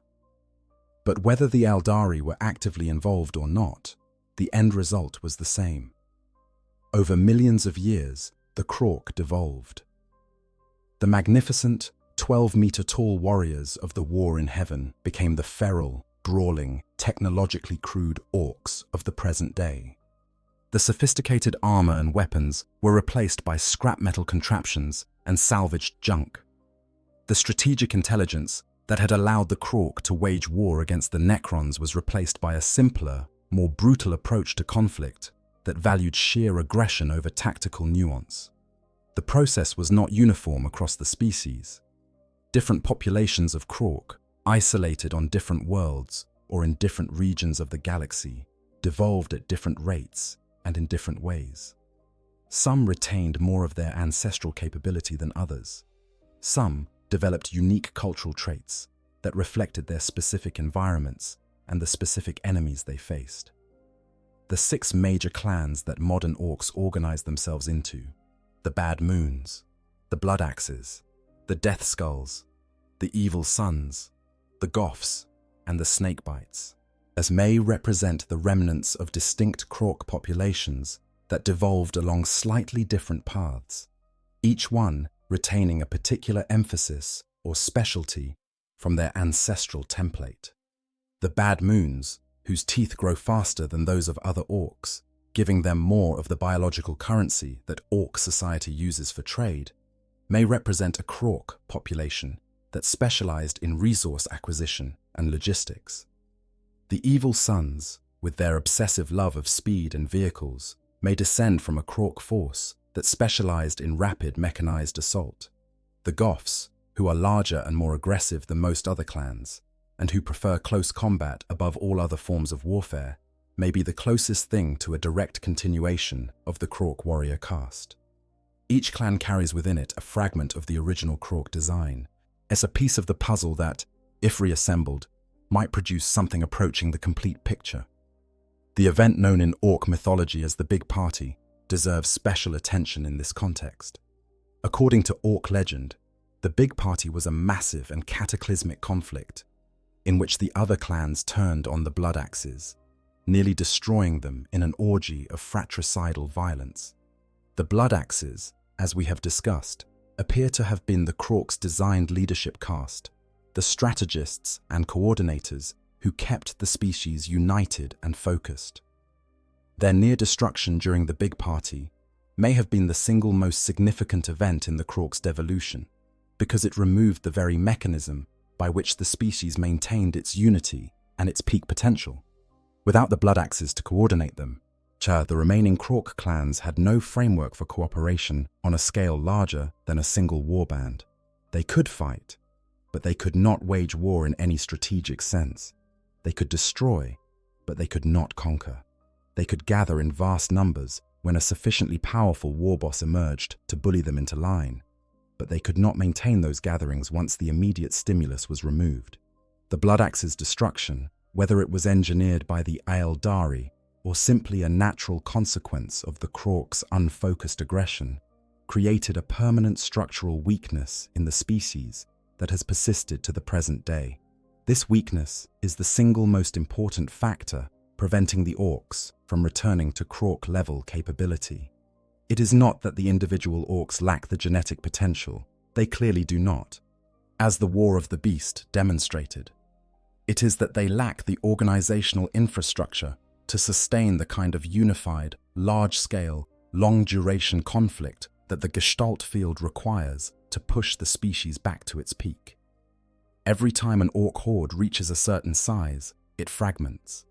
The war boss dies, or is challenged and replaced, or simply loses the attention of his followers, and the horde splinters into competing warbands that waste their energy fighting each other instead of the enemy. This is why Gazg-Kul is so significant. He is not just a large orc with a talent for violence. He is a leader who has demonstrated the ability to maintain a unified force over an extended period, across multiple campaigns, without the kind of fragmentation that typically destroys orc hordes from within. His psychic connection to Gork and Mork, his vision of a unified green-skinned species, his ability to inspire loyalty and obedience in orcs, who would normally be plotting to overthrow and replace him. All of these qualities suggest that Gazg-Kul may be something the orc species has not produced since before the Big Party. A true, strategic leader, a being capable of filling the role that the Blood Axes were originally designed to fill. If Gazg-Kul is, in effect, a new Blood Axe, a throwback to the Krorks' original leadership caste, then his emergence may represent more than just the rise of another powerful war boss. It may represent the species' attempt to rebuild the organizational infrastructure that was destroyed during the Big Party, and the first step in reassembling the complete Krork template from the scattered fragments that have been drifting through the galaxy for 60 million years. And yet, the core design remained. The Gestalt field was still there, weakened but functional. The spore-based reproduction was still there, ensuring that the species could never be truly eradicated.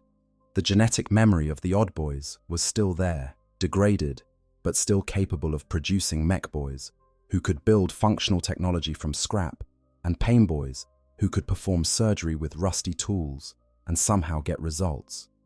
The fundamental architecture of the Krorks' design had survived 60 million years of devolution, battered and diminished, but not destroyed. The old ones had built better than perhaps even they knew, their weapon.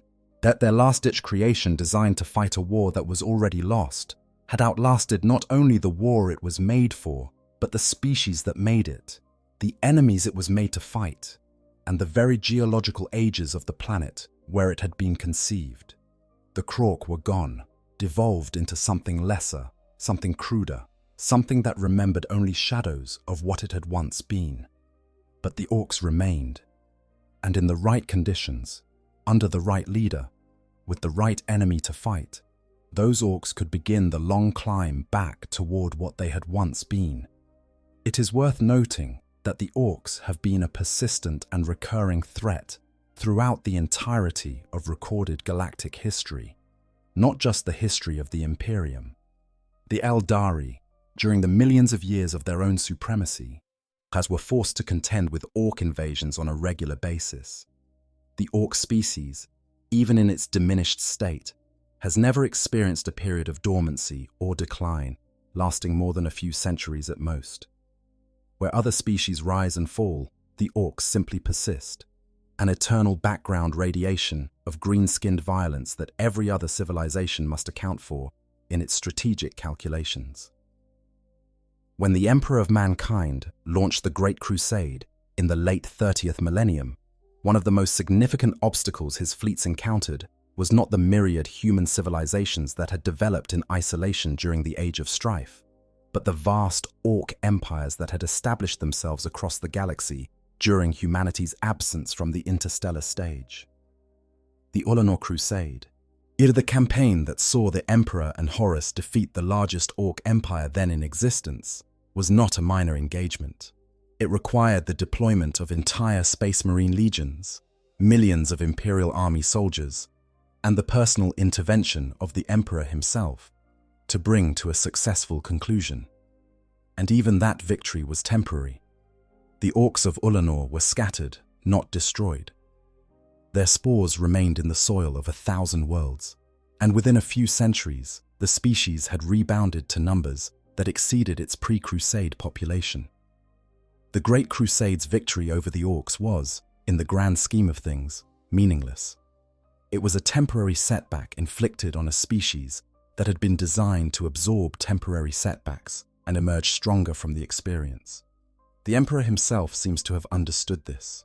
But there are hints in the fragmentary records of the Great Crusade era that the Emperor possessed knowledge of the Orcs' true origins, that he understood the connection between the modern Orcs and the ancient Krork, and that he recognized the species as a threat that could not be permanently eliminated through conventional military means. The creation of the Space Marines, those genetically engineered superhuman warriors who form the Imperium's elite fighting force, has been interpreted by some scholars as a direct response to the Orc threat, an attempt to create a human equivalent of the Krorks' engineered warrior caste that could match the green-skinned species in combat effectiveness. Whether this interpretation is accurate is a matter of considerable debate, but it is undeniable that the Space Marines share certain conceptual similarities with the Krork. Both are genetically engineered warriors designed from the ground up for combat. Both possess enhanced physical capabilities that far exceed those of their baseline species. Both are organized into self-sufficient military formations that can operate independently for extended periods. The differences are, of course, profound. Space Marines are individually crafted through a lengthy and complex process of genetic modification and surgical enhancement. Krork grow from spores in the soil. Space Marines require extensive training and indoctrination. Krork emerge from the ground ready to fight. Space Marines are limited in number by the availability of gene seed and the capacity of their chapter's apothecarian. But Krork are limited in number by nothing at all. But the conceptual parallels are intriguing, and they suggest that the Emperor, who is widely believed to have been alive during the Age of Strife, and possibly much longer, may have studied the Krork's design philosophy and attempted to apply some of its principles to his own creation of the Space Marines. If so, It would represent yet another echo of the Old One's work resonating through the ages, their design principles influencing the galaxy's most powerful human being tens of millions of years after the last Old One disappeared from the galaxy. And that is exactly what happened during the War of the Beast. But before we jump forward to that pivotal conflict, let us spend a moment longer with the orcs in their diminished state. Because even as degraded descendants of the Krork, the modern orcs are a marvel of biological engineering that deserves careful appreciation. Consider the orcoid ecosystem as a whole, because it is not just the orcs themselves that descended from the Krork. It is an entire interconnected web of life, a complete biological system that includes multiple subspecies, each one filling a specific ecological niche that contributes to the survival and effectiveness of the whole. The snotlings, those tiny, barely sentient creatures that are the first to emerge from new spore growth, serve as the foundation of the ecosystem. They tend the fungal gardens that provide food for the larger orcoids. They maintain the underground caverns where new orcs gestate. They are the infrastructure of orc society, invisible and insignificant individually, but absolutely essential to the system's function. The Gretchen, or Grots, occupy the next tier. Larger and more intelligent than snotlings, Gretchen serve as the workers, servants, and expendable cannon fodder of orc society. They build, they carry, they fetch, they cook, and they die in enormous numbers doing all of these things. But they are also more cunning than they appear. Gretchen have a survival instinct that borders on the supernatural, an ability to dodge death and find opportunity in the most unlikely circumstances. This is not accidental. The Old Ones designed the Gretchen subspecies to be the support structure for the warrior caste, and a support structure that gets itself killed too easily would be a poor design indeed. Then there are the squigs, those bizarre, endlessly varied creatures that serve as everything from food sources to mounts to weapons to pets in orc society. Squigs are, in many ways, the most versatile element of the orcoid ecosystem. They come in hundreds, perhaps thousands of varieties, each one adapted to fill a specific need. Eating squigs provide nutrition. Hair squigs provide, well, hair, attaching themselves to an orc's scalp and providing the wild, colourful coiffures that many greenskins sport as a matter of pride. Attack squigs are living weapons, all teeth and fury, launched at enemies with the same casual abandon that a human soldier might throw a grenade. Face-eater squigs are exactly what their name implies, and they are as unpleasant as that name suggests. All of this, every element of the orcoid ecosystem, from the smallest snotling to the largest warboss, emerged from a single design. The Old Ones created not just a warrior, but an entire self-sustaining biosphere, a complete package of interlocking species that could establish itself on any world, in any environment, and produce everything it needed to wage war without external support. The Krork were the apex predator of this ecosystem, but they could not have functioned without the supporting caste that grew alongside them from the same spores. This design has proven to be virtually indestructible. In 60 million years, across billions of worlds, through countless campaigns of extermination and purging, no force in the galaxy has ever succeeded in completely eradicating the orcoid ecosystem from a world where it has taken root. The spores are too small, too numerous, too deeply embedded in the soil and the water and the very air of infested worlds to be removed by any technology available to the Imperium or any other civilization.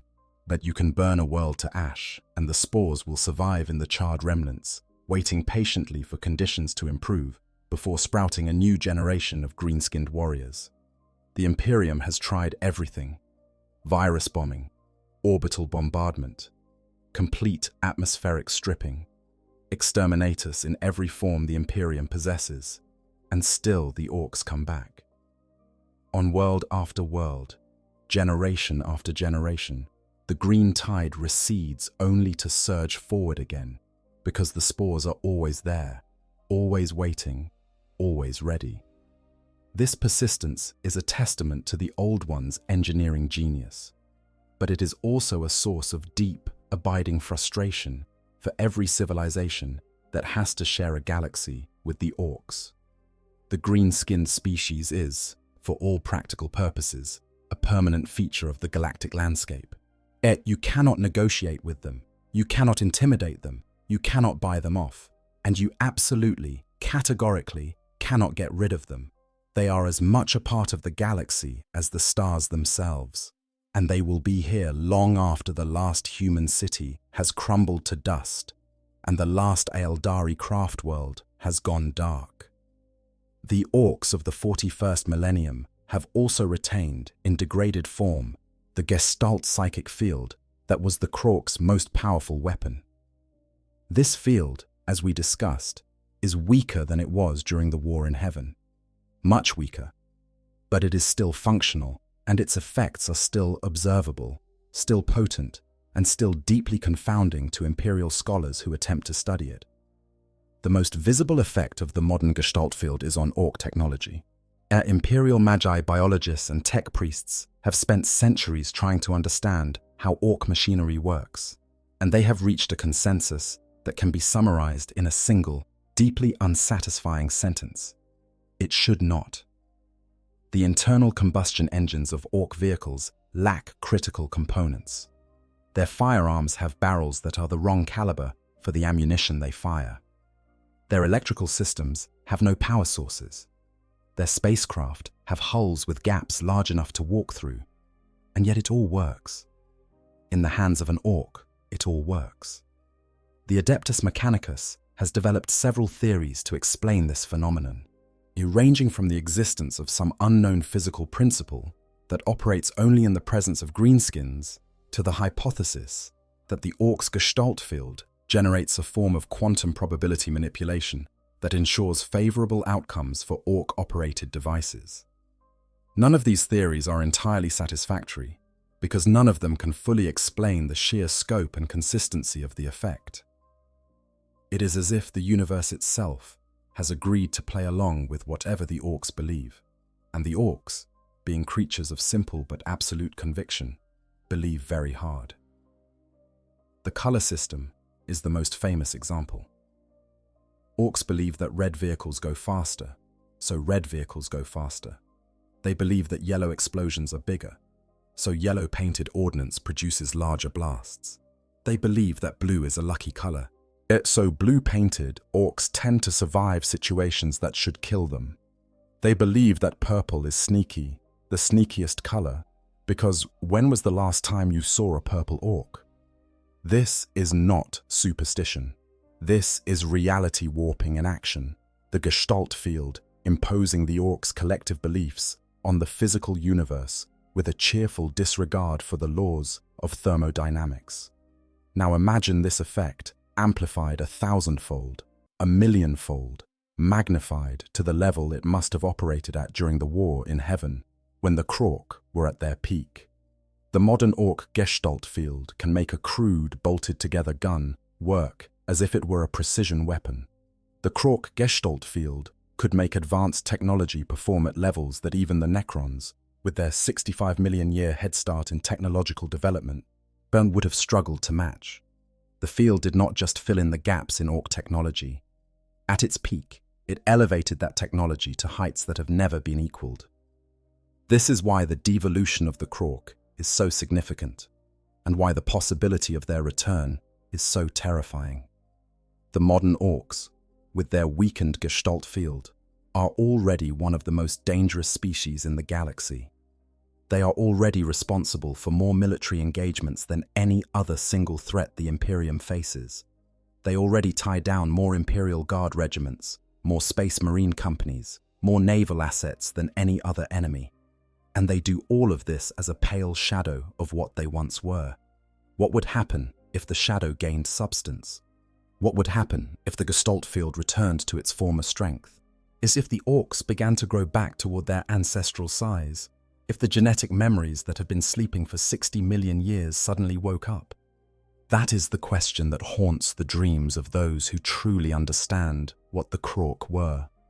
And as we are about to see, the War of the Beast, provided a terrifying preview of what the answer might look like. The 32nd millennium was supposed to be a time of peace for the Imperium of man. The Horus Heresy, that apocalyptic civil war that had nearly destroyed humanity's greatest civilization, was a distant memory, thousands of years in the past. The Imperium had rebuilt, recovered, even prospered in a period known as the Time of Rebirth. The Space Marine legions had been broken into smaller chapters, according to the dictates of Robert Guilliman's Codex Astartes. Yet the High Lords of Terror ruled in the Emperor's name, and the vast machinery of imperial governance ground onward with its characteristic mixture of inefficiency and dogged determination. And then the orcs came. Not just any orcs. These were orcs of a kind that the Imperium had never seen before. Orcs that were larger, smarter, and more technologically advanced than anything in the imperial records. They came in numbers that beggared belief, sweeping across entire sectors in a tide of green that consumed everything in its path. They wielded weapons of devastating sophistication, gravity manipulation technology, and psychic weapons and subspace tunneling devices that left the Adeptus Mechanicus, the Imperium's foremost experts in technology, struggling to comprehend what they were seeing. At the head of this unprecedented Green Crusade was a being known only as the Beast. The Beast was not a single orc. It was, in fact, a collective of 6 prime orcs, monstrously powerful war bosses, who each commanded their own vast legion of greenskins. But the term Beast came to be applied particularly to the largest and most powerful of these prime orcs, a being so immense that it defied everything the Imperium thought it knew about orc biology. The Beast stood at least 10 meters tall. That alone would have been remarkable enough. But what truly set the Beast apart from any previous orc warlord was its intelligence. This was not a bestial brute, screaming crude battle cries as it charged into combat. The Beast was a strategist of extraordinary ability, and a leader capable of coordinating vast military campaigns across multiple sectors simultaneously. It could speak perfect Gothic, the language of the Imperium, and it did so not with the crude, broken syntax that humans associated with orc communication, but with the fluency and precision of a trained diplomat. Because the orcs of the Beast's host had incredibly produced diplomats. Think about what that means. The orcs, a species that every imperial scholar had dismissed as incapable of anything beyond mindless violence, had evolved a new caste of specialists. Orc diplomats who could negotiate, who could form alliances, who could engage in the kind of sophisticated political maneuvering that the Imperium had assumed was entirely beyond the greenskin species. As it was a development that shook the very foundations of imperial xenological understanding, and it suggested something that many scholars were reluctant to acknowledge, that the orcs were not operating at anything close to their full potential, and that given the right conditions, they were capable of far more than anyone had imagined. The Beast's forces built attack moons, massive void-born war machines constructed from hollowed-out planetoids and covered in a vast pattern of fused wreckage and interconnected metal plates. These attack moons were not just massive transport vessels.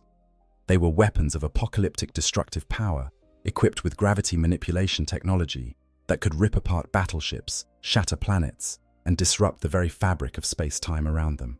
The attack moons traveled through a dimension called subspace, a realm that existed between the materium and the immaterium, a safer and more reliable method of faster-than-light travel than the warp translation used by imperial vessels.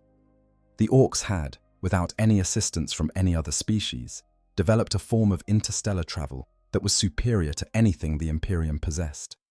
They had done it using technology driven by their Gestalt psychic field, harnessing the combined psychic energy of trillions of orcs to punch tunnels through dimensions that human science could barely comprehend. The largest feature of each attack moon was an enormous snarling face, a grotesque visage the size of continents that could move and speak in synchronization with the will of the Beast. When an attack moon appeared over a target world, Earths emerging from subspace with a violence that sent tidal waves crashing across the planet's surface and earthquakes rippling through its crust. That vast face would open its maw and speak with the voice of the beast, drowning out every other sound with a declaration of conquest that could be heard from orbit to surface. The attack moons were devastating enough on their own, but they were not the beast's ultimate weapon. On the Orc homeworld of Ullanor, the very same world where the Emperor of Mankind had once defeated the largest Orc empire in the galaxy's history during the Great Crusade, the beast was building something even more terrifying: an attack planet. Ullanor itself was being converted into a weapon, its surface and core being drained into orbit by massive gravity generators, forming a war machine of planetary scale that was intended to teleport directly into the Sol system and destroy Terra itself. The Imperium threw everything it had at the beast. Space Marine chapters that had not fought alongside one another in millennia were forced to unite against the common threat. The Primarch Vulcan, one of the Emperor's own gene-forged demigod sons, was found and brought to bear against the Orc invasion. Entire sectors were stripped of their defenses to feed the war effort. The High Lords of Terra, those squabbling, self-interested politicians who had grown complacent in the centuries of peace, were forced to confront the reality that the Imperium of Man, the mightiest civilization in the galaxy, was fighting for its survival against an enemy that most of them had dismissed as savages. The war was brutal. The casualties were staggering. The Imperial Fists, one of the original Space Marine legions and among the most revered military formations in the Imperium's history, were effectively destroyed in the fighting on Ullanor, their chapter master Corland killed by the beast itself. It was only through the creation of a new force, elite kill teams of Space Marines drawn from multiple chapters and operating as a single unit, that the beast was eventually defeated. These kill teams would become the Death Watch, the chamber militant of the Ordo Xenos, and their creation was born directly from the desperation of a war that the Imperium was losing. Let us pause here and really absorb the magnitude of what the War of the Beast represented, as because its details reveal just how close the Orcs came to achieving something approaching Krork-level capability, and how utterly unprepared the Imperium was for the reality of what the green-skinned species could become. The attack moons were not merely large warships, they were weapons on a scale that the Imperium had never encountered from any Xenos threat.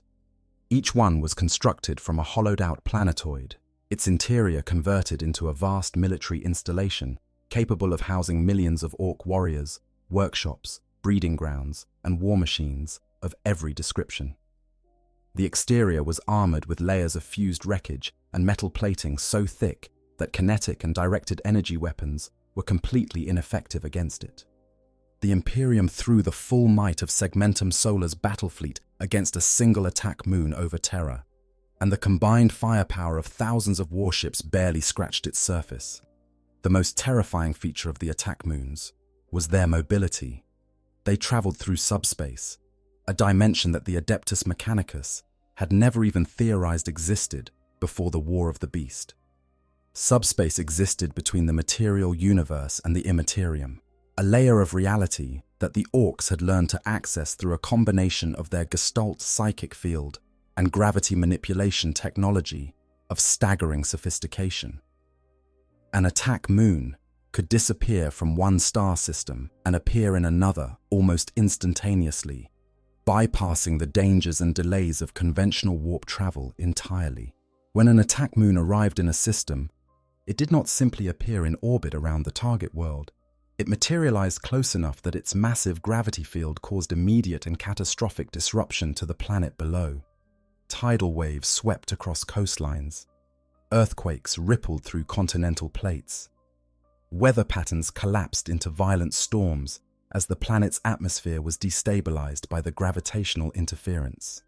And then the vast, continent-sized face on the attack moon's surface would open its maw and speak with the voice of the beast, a sound so loud that it carried from orbit to the planet's surface, heralding the arrival of an invasion force against which there was, in the early days of the war, essentially no defense. The attack moons also carried gravity whips, odd weapons that could seize enemy vessels in beams of focused gravitational force and tear them apart. Entire battle groups of Imperial warships were destroyed in moments, their hulls crumpling like paper under the impossible tidal stresses generated by these weapons. The Imperial Navy, which had not faced a serious Xenos naval threat in centuries, found itself completely outmatched. Its standard tactics, developed over millennia to counter Chaos renegades and minor Xenos fleets, were useless against enemies that could shrug off the heaviest bombardment and destroy capital ships with a single sweep of a gravitational beam.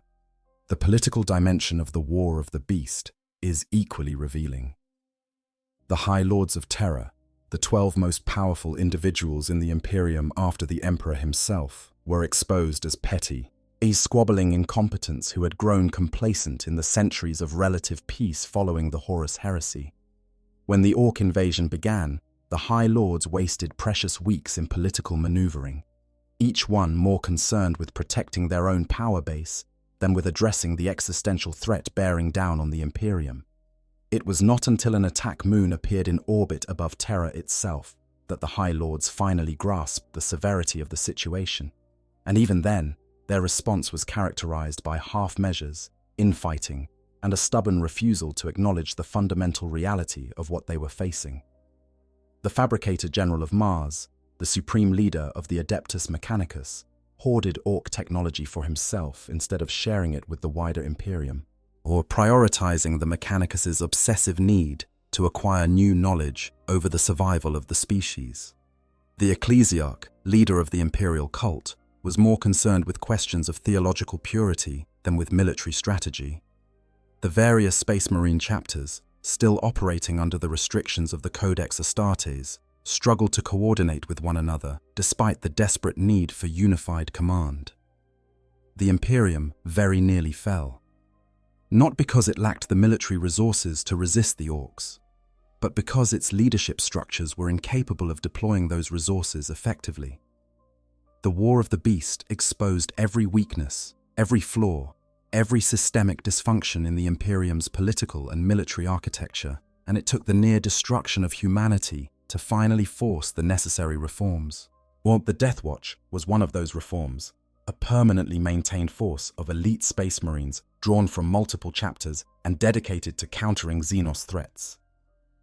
The Ordo Xenos of the Inquisition was another, an investigative and operational branch specifically tasked with monitoring and responding to alien dangers before they reached the scale of the Beast's invasion.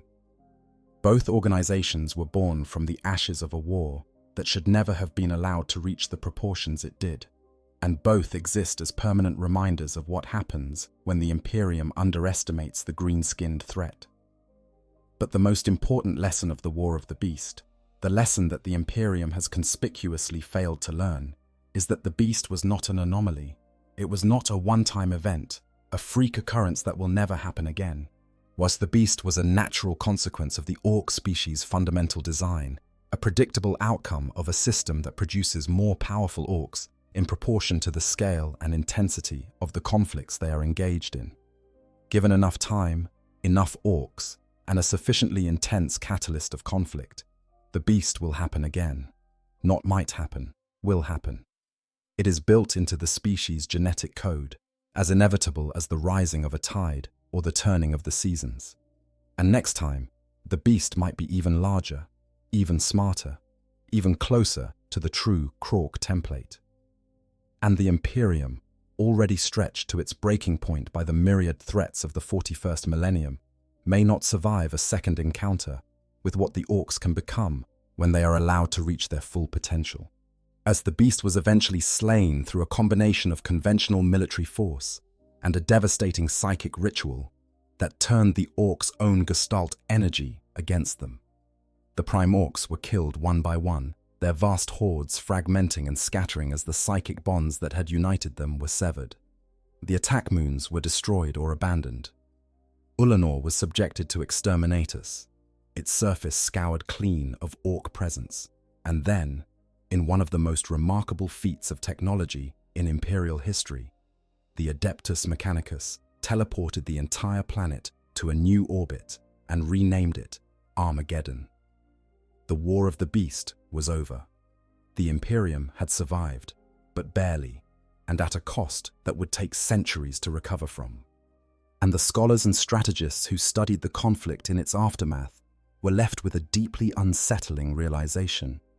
The beast had been the closest thing to a true Krork that the galaxy had seen in millions of years. 10 meters tall, wearing sophisticated armor, commanding forces of unprecedented size and technological capability, the beast represented a partial reversion to the Krork template. The Gestalt field, fed by the largest gathering of orcs in recorded history, had pushed the species back toward its ancestral form, producing warriors of extraordinary size and intelligence and technology of breathtaking sophistication.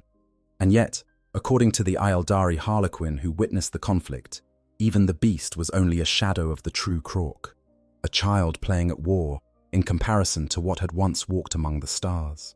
As if the beast could nearly destroy the Imperium, and the beast was merely a fraction of what the Krork had been, then what would happen if the Krork returned in full? What force in the galaxy could possibly stop them?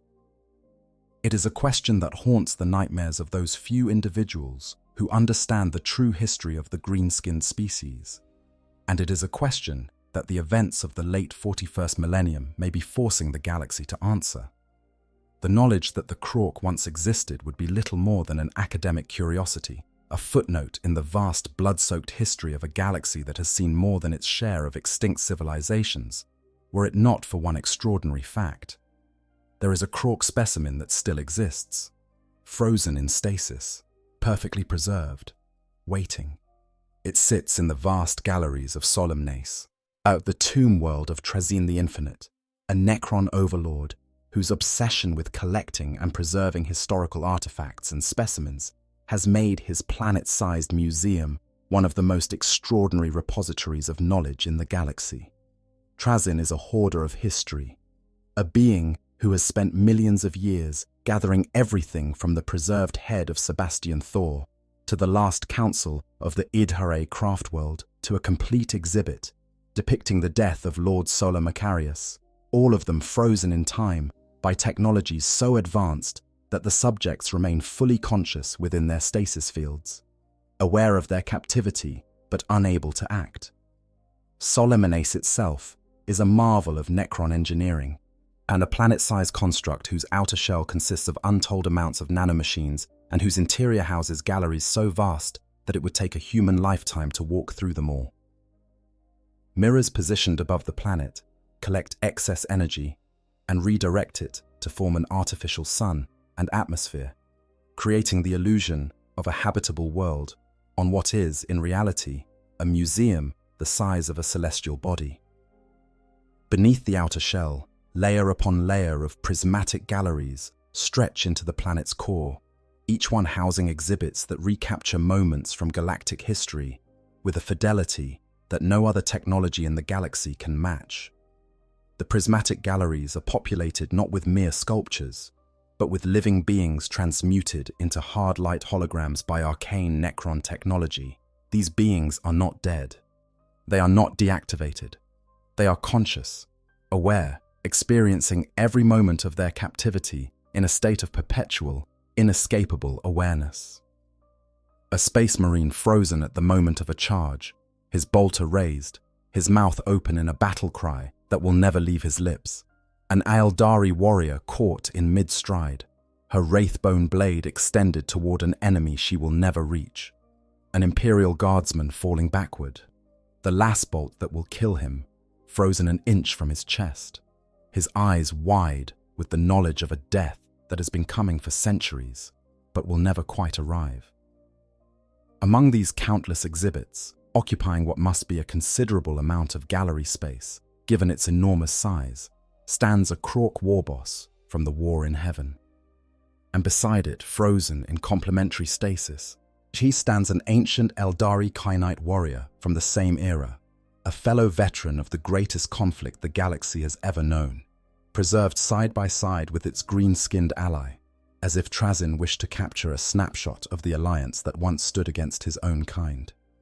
We know about this specimen because of Fabius Bile, the renegade apothecary of the Emperor's Children Legion, a 10,000-year-old genius of genetic science who has spent his entire extended existence studying, manipulating, and attempting to perfect the biology of every species he encounters.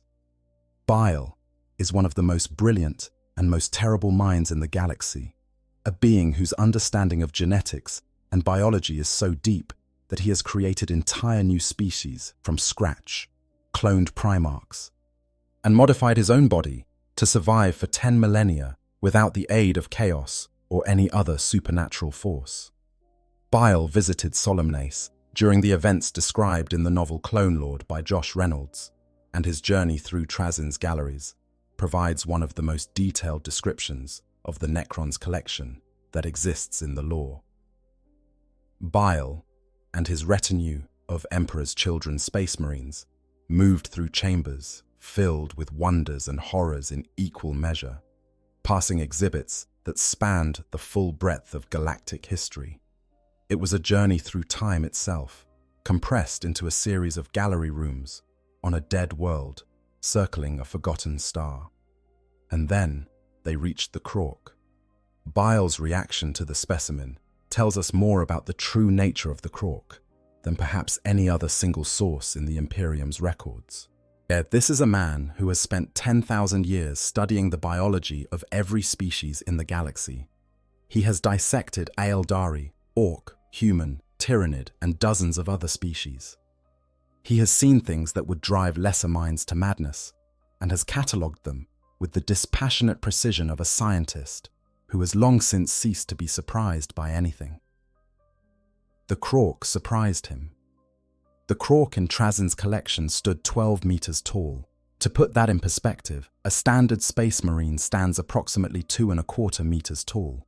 A Primarch, one of the Emperor's genetically engineered demigod sons, stands about 3 meters. An Imperial Knight, a walking war machine piloted by a single noble house scion, stands roughly 12 meters, the same height as the Krork. This single Krork warboss, and a biological organism born from spores growing in alien soil, was the same size as a piloted war machine that requires an entire industrial infrastructure to build and maintain. It wore an exoskeleton, a suit of powered armor, that Bile described as being far in advance of anything the modern orcs might conceive of producing. And he went further than that. He noted that the Krork's armor was perhaps more advanced than his own power armor, and this is a man who wears a suit of artificer armor that has been modified and improved over 10,000 years of obsessive tinkering by one of the most brilliant minds the Imperium has ever produced. Bile's armor is not standard issue.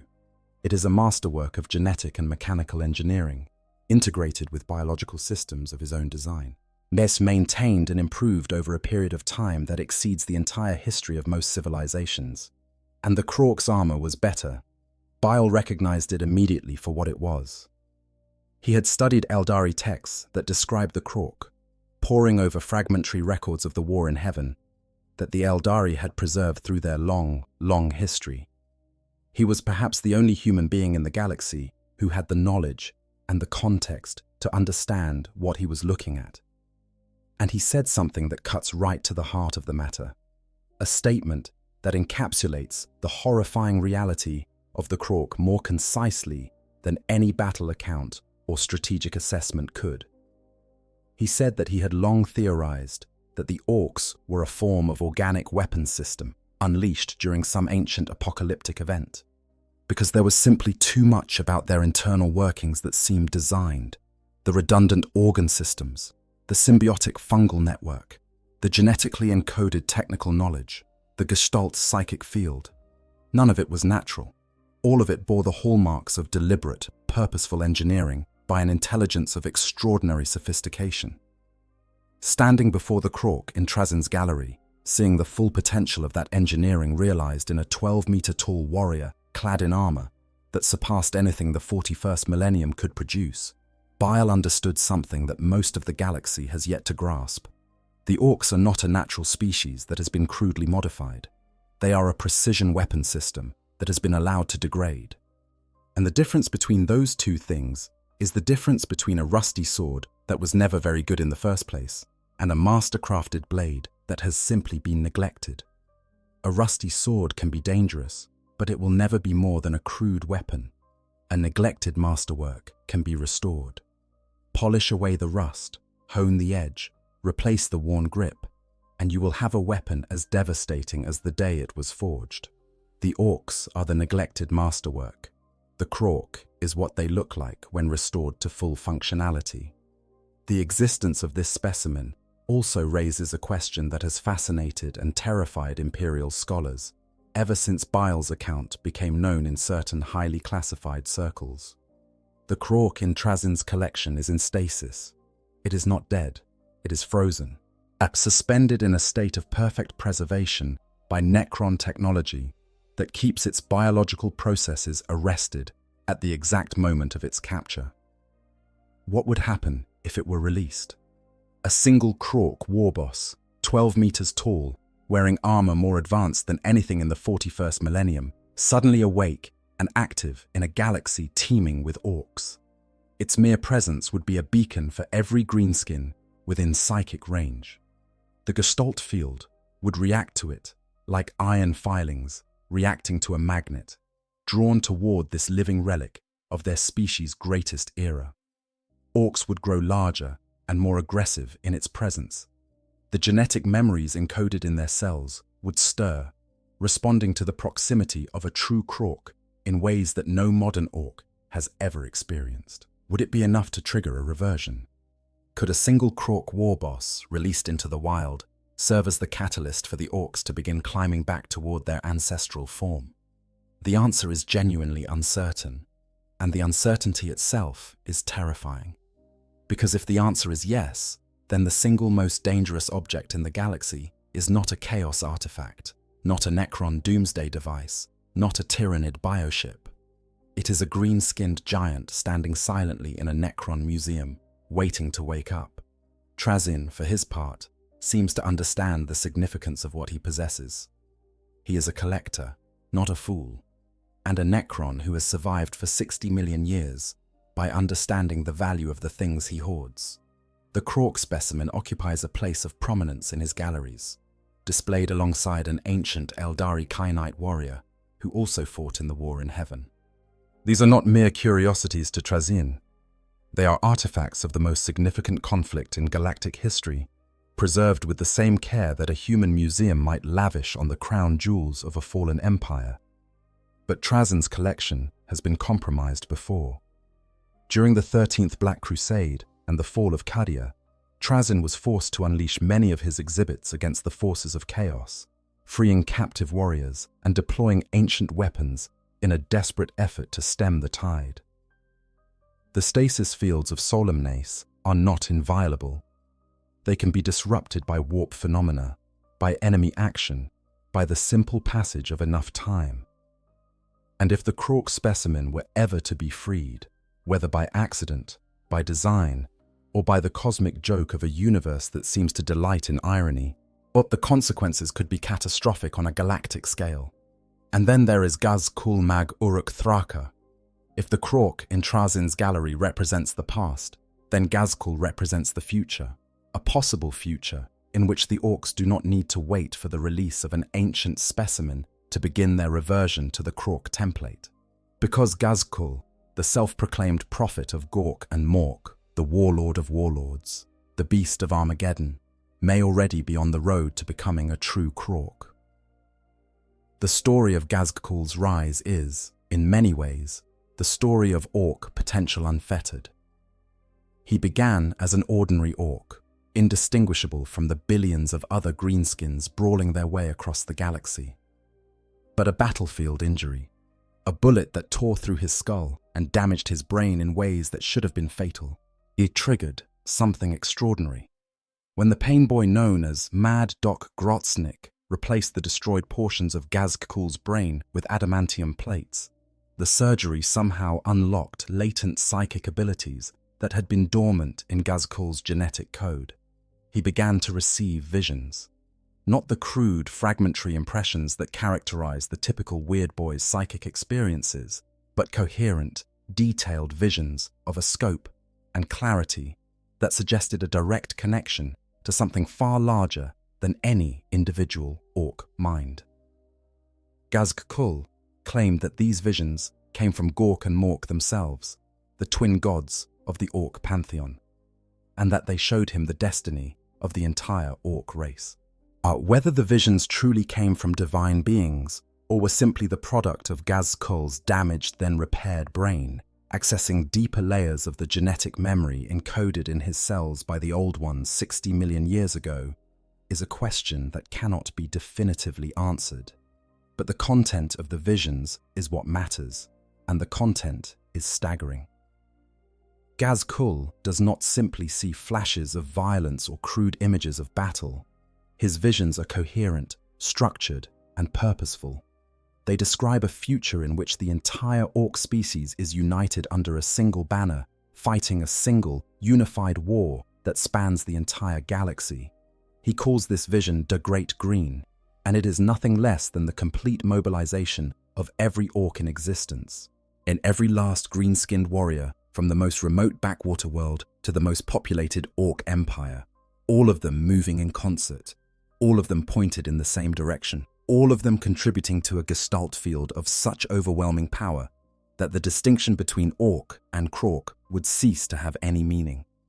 The Great Green is not just a military campaign, it is an eschatological vision, a green-skinned equivalent of the religious end times prophecies that characterize so many of the galaxy's spiritual traditions. It describes the moment when the Orc species fulfills its ultimate purpose, when the design that the Old Ones encoded into its genes 60 million years ago is finally fully activated, and the Krork walk among the stars once more. In Gazg-Kul's vision, this is not a disaster, but a triumph. The culmination of everything that the Orc species has been building towards since its creation. It is the moment when the Orcs stop being Orcs and become what they were always meant to be.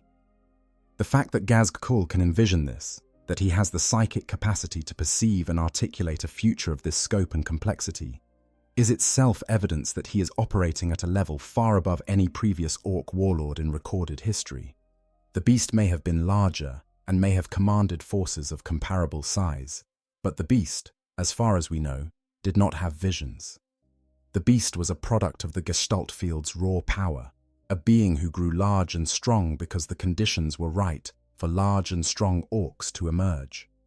Gazg-Kul is something different. He is a visionary, a prophet, as a being who is not merely responding to the Gestalt field, but actively shaping it, directing it, focusing it toward a specific future with the conscious intention of bringing that future into existence. This is unprecedented, and it is deeply, profoundly frightening to those who understand what it means.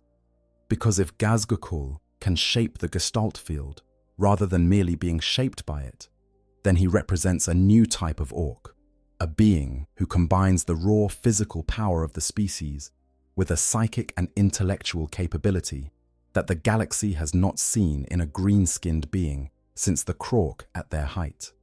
He is not just the biggest Orc, he is the smartest, the most psychically gifted, the most visionary, and he is getting bigger and smarter and more psychically powerful with every passing year, every new campaign, every fresh infusion of green-skinned belief that feeds his connection to the species' collective consciousness.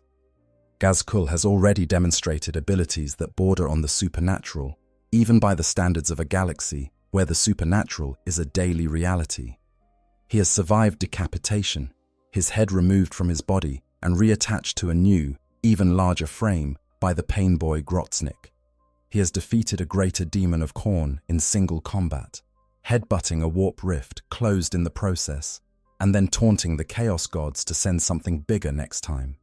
He has appeared at multiple locations across the galaxy simultaneously, projecting his presence through the warp rifts created by the Great Rift in ways that no Imperial scholar can explain. He commands the loyalty of more Orcs than any single individual since the Beast, and his forces are growing at a rate that Imperial strategic projections describe as deeply concerning. Each of these feats, taken individually, could be dismissed as the actions of a particularly large and lucky warboss. Taken together, they describe a trajectory that points unmistakably towards something far more significant. Gazgakul is not just growing, he is transforming. He is becoming something new, something that the galaxy has not had to deal with since the war in heaven, and the transformation is accelerating. In the novel Gazgakul Thraka, Prophet of the War, written by Nate Crowley, the Gretchen Makari serves as both narrator and witness to Gazgakul's story. Makari, Gazgakul's loyal banner-bearer, received his own vision of the Orcs' origins through the Prophet, and what he saw reaches back to the very dawn of the species. Makari's vision described a great conflict, the greatest fight that had ever been or ever would be, in which the Orcs fought at their full, magnificent potential. The Orcs in the vision kept getting bigger, growing and growing until even the smallest among them was as large as a modern war boss. They were described as huge, perfect specimens, every one of them rippling with green psychic energy, Orcs as they were meant to be. But the vision also showed what happened afterward. When the great fight ended, the presence of the gods faded. The Orcs, left without an enemy to unite them, turned on each other. And with each generation of fratricidal conflict, they diminished, shrinking and simplifying until they were nothing like the colossal fighters who had existed before. This vision is, unmistakably, a description of the Krorks' devolution into the Orcs. It is the species' own deep genetic memory of what it once was and how it fell. And the vision ends with a promise, a glimpse of what could be, a new leader rising, battering the Orcs into line, ascending as a massive avatar of their collective brutality and leading them back toward what they once were. Gazkul believes that he is that leader, and the evidence, terrifyingly, suggests that he might be right. Every new iteration of Gazkul's physical appearance, both in the lore and in the tabletop miniatures that represent him, has been larger than the last. This is not incidental. Games Workshop has confirmed that Gazkul's growth is part of his story, a reflection of the fact that he is getting bigger with each passing campaign, each new war, each fresh infusion of psychic energy from the trillions of Orcs who follow him. He has been decapitated and survived, his head reattached to a new, even larger body by the ever-busy Grotznik. He has defeated a bloodthirster of Horn in single combat, headbutting a warp rift closed in the process. He has united more Orcs under a single banner than anyone since the Beast, and he shows no signs of slowing down. The technology of Gazkul's forces is evolving as well. In the novel Dawn of Fire, The Wolf Time, an Imperial sailor rescued from Orc captivity describes an advanced Orc space station of a sophistication that should be impossible for the crude, ramshackle technology that the Imperium associates with greenskins. When this account reaches Robute Guilliman, the returned Primarch of the Ultramarines and current Lord Commander of the Imperium, Guilliman does not dismiss it. He confirms that such advanced Orc engineering is possible, suggesting that the Primarch, with his access to 10,000 years of classified Imperial intelligence, understands far more about the true potential of the Orc species than the average Imperial citizen. Advanced Orc technology, not seen since the War of the Beast, has begun to resurface in the late 41st millennium. Gravity manipulation, subspace tunneling, weapons and war machines of a sophistication that the Adeptus Mechanicus struggles to comprehend. The Gestalt field is growing stronger, and with it, the Orcs are growing larger, smarter, and more dangerous. Gazkul's Great Crusade, what he calls the Great Green, is more than just another Orc rampage. It is a unification effort of staggering ambition, an attempt to bring every Orc in the galaxy under a single banner and point them at the rest of the universe with the full, focused force of the Gestalt field behind them. He has been able to appear at multiple points across the galaxy, using the warp rifts created by the Great Rift to project his presence and his influence to Orc populations separated by thousands of light years. Is Gazkul becoming a Krork? The honest answer is that we do not know, not yet, but the trajectory is unmistakable. He is larger than any Orc in modern history. His intelligence exceeds anything the Imperium has previously observed in a greenskin. His forces are deploying technology of a sophistication not seen since the War of the Beast. And his vision, that burning, all-consuming vision of a united orc race sweeping across the galaxy, is entirely consistent with what we know about the Krork at the height of their power. If Kazkul achieves his vision, if he unites enough orcs under his banner, and sustains a conflict of sufficient scale and duration, the Gestalt field could, theoretically, push the entire species back toward the Krork template. Every orc could begin growing larger. Every mech boy could begin building more sophisticated technology. The genetic memories encoded in 60 million years of accumulated information could begin to unlock, restoring capabilities that have been dormant since the War in Heaven. And if that happens, the galaxy will face a threat that makes the Horus Heresy, the Tyrannid hive fleets, the Necron Awakening, and the opening of the Great Rift look like minor inconveniences by comparison. Let us dwell on this for a moment, because the scale of what a Krork return would mean is often underestimated, even by those who study the lore of the 41st Millennium in great depth. People hear that the Krork were bigger and tougher than modern orcs, and they think, well, that is troubling. But the Imperium has faced big threats before. What they fail to grasp is the cascading, exponential nature of the Krork's power. It is not just that individual Krork would be 12 meters tall. It is that the Gestalt field that produces those 12-meter giants also produces technology that surpasses anything the 41st Millennium can build. It also produces strategic thinkers who can coordinate galaxy-spanning campaigns. And it also produces psychic phenomena that warp the very fabric of reality. It also produces an even stronger Gestalt field, which produces even larger Krork, which produces even better technology, which produces an even stronger field, in an ever-escalating spiral of increasing power that, as far as anyone can tell, has no natural ceiling. The beast nearly conquered the Imperium with orcs that were merely approaching the lower end of Krork capability. True Krork, operating at their War in Heaven peak, would represent a threat several orders of magnitude greater than the beast. They would not merely threaten the Imperium. They would threaten every spacefaring civilization in the galaxy simultaneously. The Necrons, the Aeldari, the Tyrannids, the forces of chaos. All of them would face an enemy that was specifically designed to fight beings of godlike power and was winning that fight 60 million years ago. There is a dimension to this discussion that is often overlooked, and it concerns the twin gods of the Orc pantheon, Gork and Mork. To fully understand the Krork, we must understand these deities, because they are not merely religious constructs or cultural artifacts.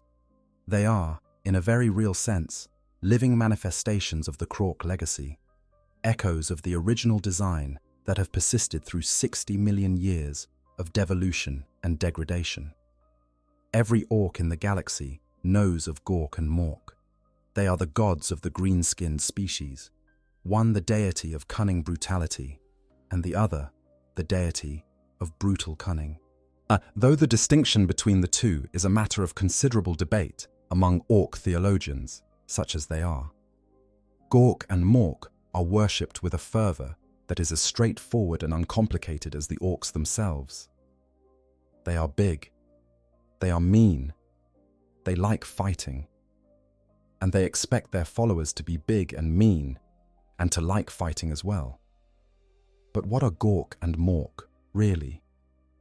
Are they true gods in the sense that the Chaos gods are true gods, independent entities that exist within the warp as manifestations of collective emotion and belief?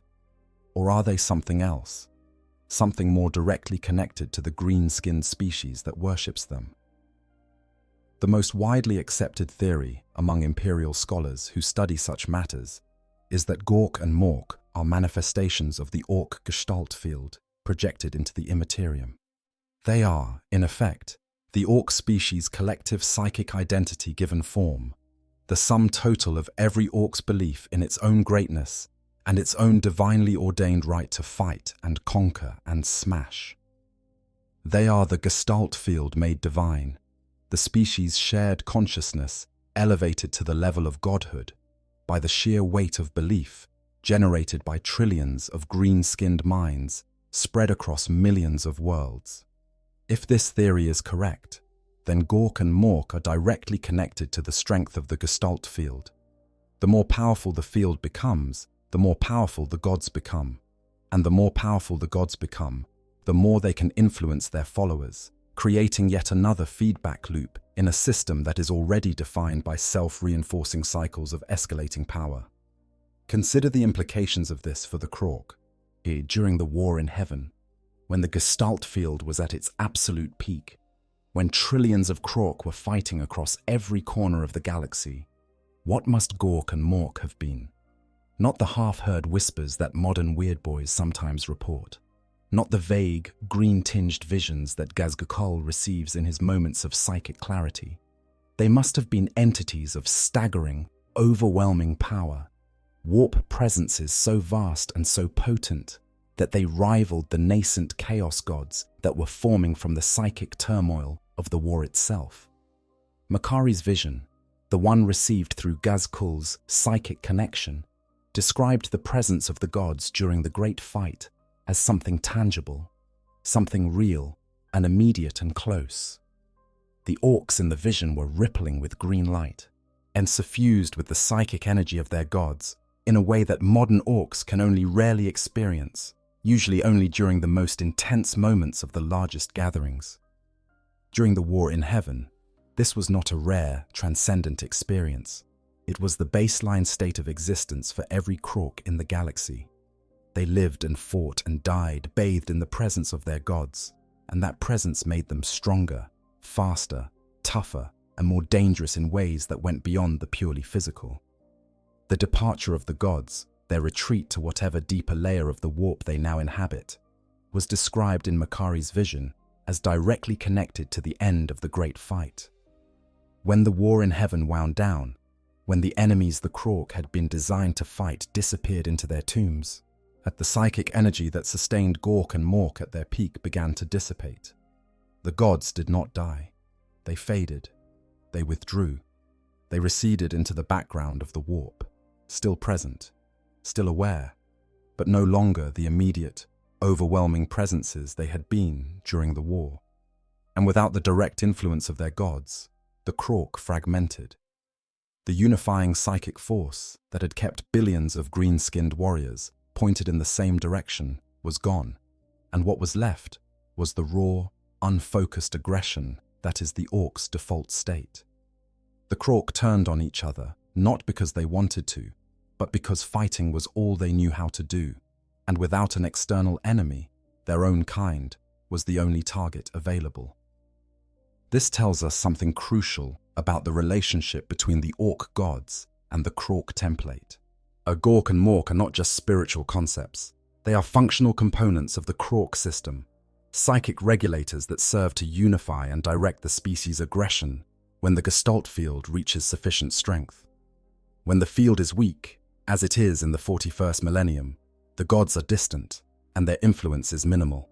But when the field grows strong, when enough orcs gather in one place with enough fury and enough purpose, the gods draw close, and their presence transforms the orcs from a disorganized mob into a coordinated instrument of destruction.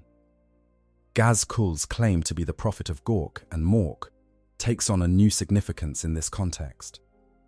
He is not merely a religious leader claiming divine authority to justify his ambitions, and he is a being whose psychic connection to the species' collective consciousness is strong enough to receive direct transmissions from the entities that represent the highest expression of the Krork Gestalt field.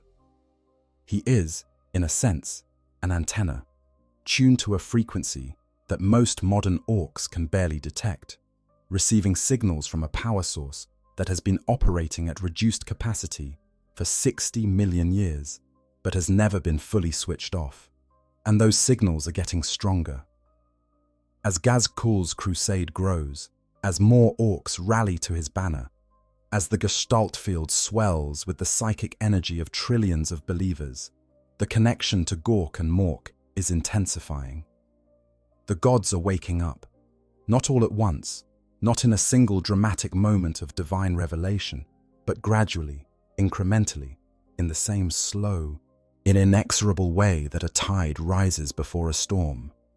When the tide reaches its peak, when Gork and Mork manifest with the full force of a gestalt field sustained by the largest gathering of green-skinned warriors since the War in Heaven, the galaxy will learn what it truly means to face the wrath of gods who were old before the oldest civilization in the 41st millennium was born.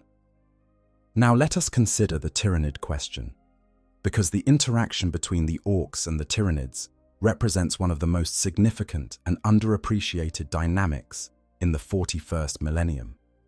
The Tyranid hive fleets are, by any measure, among the greatest threats the galaxy has ever faced.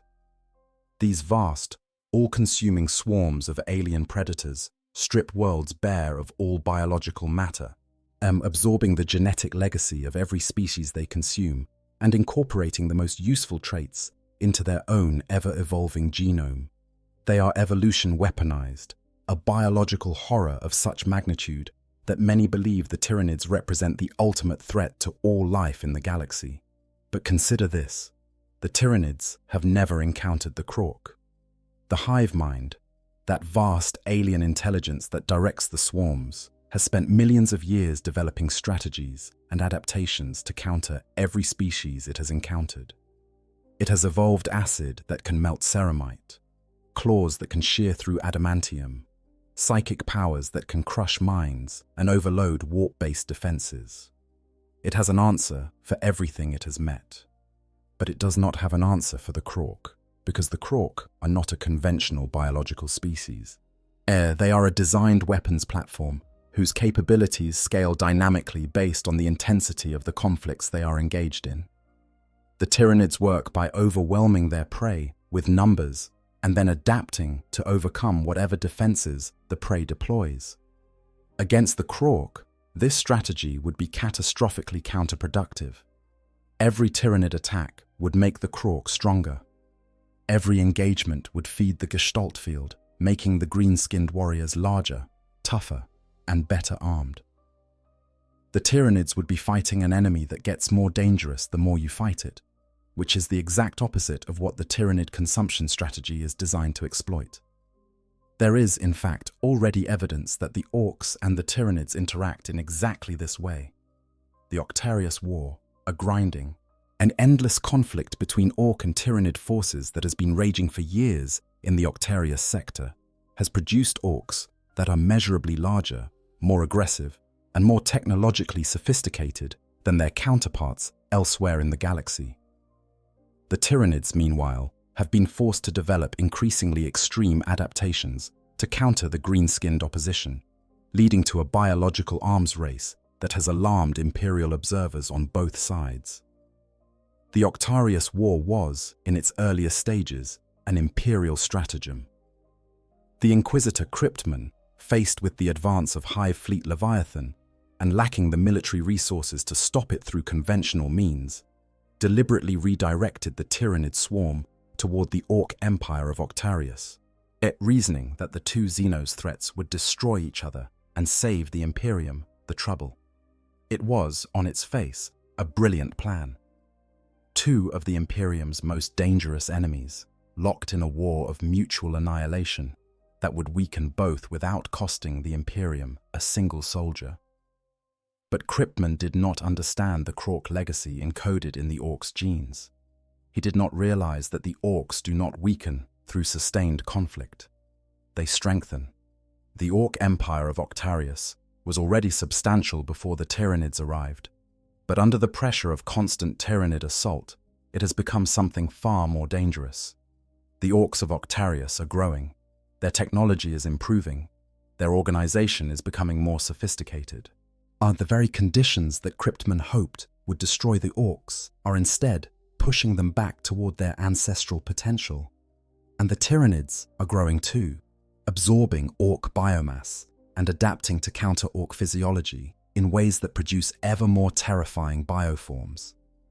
The end result is not the mutual destruction that Cryptman envisioned, but a mutual escalation, both species feeding off the other in a spiral of increasing lethality that, if left unchecked, will eventually produce a survivor so powerful that whatever emerges from the Octarius sector will be a threat to the entire galaxy. If that survivor is the Orcs, if the green tide of Octarius continues to grow and strengthen until it reaches something approaching Krork-level capability, then the galaxy will face an enemy that has been tempered in the hottest forge imaginable, a Krork-level threat that has been specifically battle-hardened against the most adaptable predator species in known space. Such a force would be virtually unstoppable by any conventional military means. This is the nightmare scenario that the most informed strategists of the Imperium whisper about in their classified briefings. Not the Krork alone, and not the Tyranids alone, but the two together, locked in a mutual escalation spiral that transforms at least one of them into something far more dangerous than either would be in isolation. Let us also take a moment to consider what the Necrons themselves make of all this, because their perspective is uniquely relevant to the question of the Krork's potential return. The Necrons are the only beings in the 41st millennium who have direct personal experience fighting the Krork. Admittedly, that experience is 60 million years old and filtered through the degraded memories of beings who have spent most of the intervening time in hibernation. Many Necron lords have lost significant portions of their memories during the long sleep, their consciousness degrading over the millennia in ways that their living metal bodies could not fully prevent. Some have gone mad. Some have forgotten everything but the most basic aspects of their identity. Some have had their memories deliberately altered by the Citan before the Great Revolt, leaving them with false recollections that serve the Star God's purposes rather than their own. But among the highest ranking and best preserved Necron lords, there exists a collective memory of the Krork that is, if anything, characterized by a grudging respect that borders on wariness. That the Necron overlord Ultix, as we mentioned, acknowledged that the Orcs had been designed as a counter to Necron supremacy. This is not the kind of statement that a Necron lord makes lightly.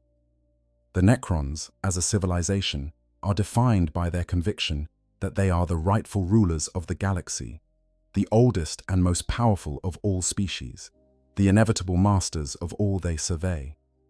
For a Necron lord, to admit that a species was specifically designed to counter them is to acknowledge a vulnerability that cuts against the very foundation of Necron identity.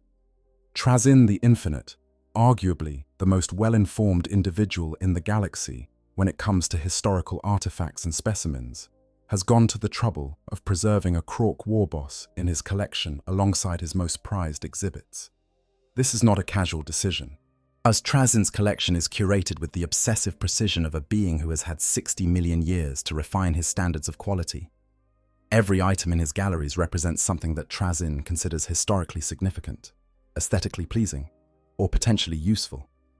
The fact that a Krork war boss occupies a place of prominence in this collection suggests that Trazyn considers the specimen to be all three. What would happen if a Necron dynasty encountered a full-strength Krork force? This is not an idle question, because the conditions for such an encounter are closer to being realized than they have been at any point since the War in Heaven. The Necron dynasties are awakening in increasing numbers. The Orcs are being pushed toward their ancestral potential by the confluence of the Great Rift, the Tyranid hive fleets, and Gaz-Kul's unifying crusade. If these two ancient enemies were to meet on the battlefield at anything approaching the scale of their original conflict, the results would be catastrophic for anyone caught in the crossfire. The Necrons possess technologies that the rest of the galaxy can barely comprehend. Gauss weapons that strip matter apart at the atomic level, temporal displacement devices that can loop time itself, reality-bending constructs powered by captured shards of the Citan. The Necrons at full strength, with all their dynasties awake and unified, would represent a military force of almost incomprehensible destructive potential. But the Krork were designed to fight exactly that force. Every aspect of their biology, every facet of their genetic engineering was calibrated to counter Necron capabilities. The The Gestalt field provides a form of psychic defense that Necron Gauss weapons cannot easily overcome.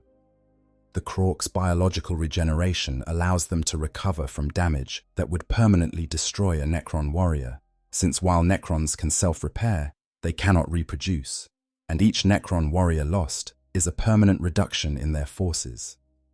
The Krorks' spore-based reproduction ensures that even a devastating Necron victory only creates the conditions for a fresh Krork emergence within a few short years.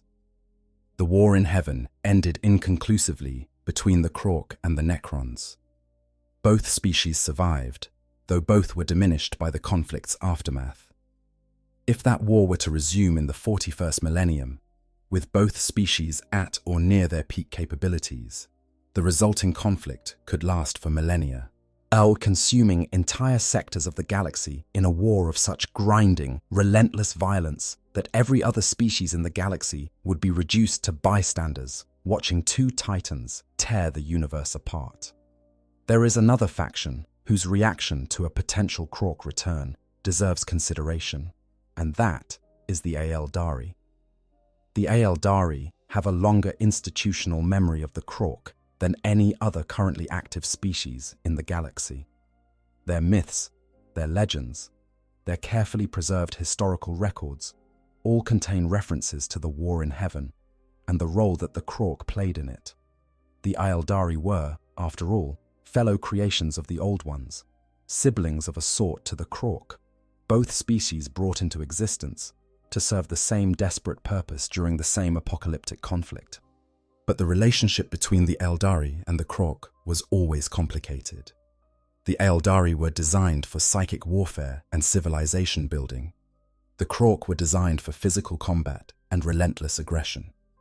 The two species served complementary roles during the war in heaven, the Aeldari providing the psychic firepower and strategic intelligence, while the Krork provided the overwhelming physical force. But when the war ended and both species were left to find their own way in a galaxy emptied of their creators, their paths diverged sharply. The Aeldari went on to build the greatest civilization the galaxy had ever seen, an empire of breathtaking beauty and terrible excess that spanned the galaxy and lasted for millions of years before its spectacular collapse gave birth to the chaos god Slanesh. The Krork, lacking the Aeldari's capacity for civilization building, devolved into the Orcs and spent the same millions of years fighting among themselves, growing smaller and cruder with each passing age. There are, as we discussed, theories that the Aeldari actively contributed to the Krorks' devolution, deliberately manipulating their erstwhile allies to prevent them from becoming a threat to the emerging Aeldari Empire.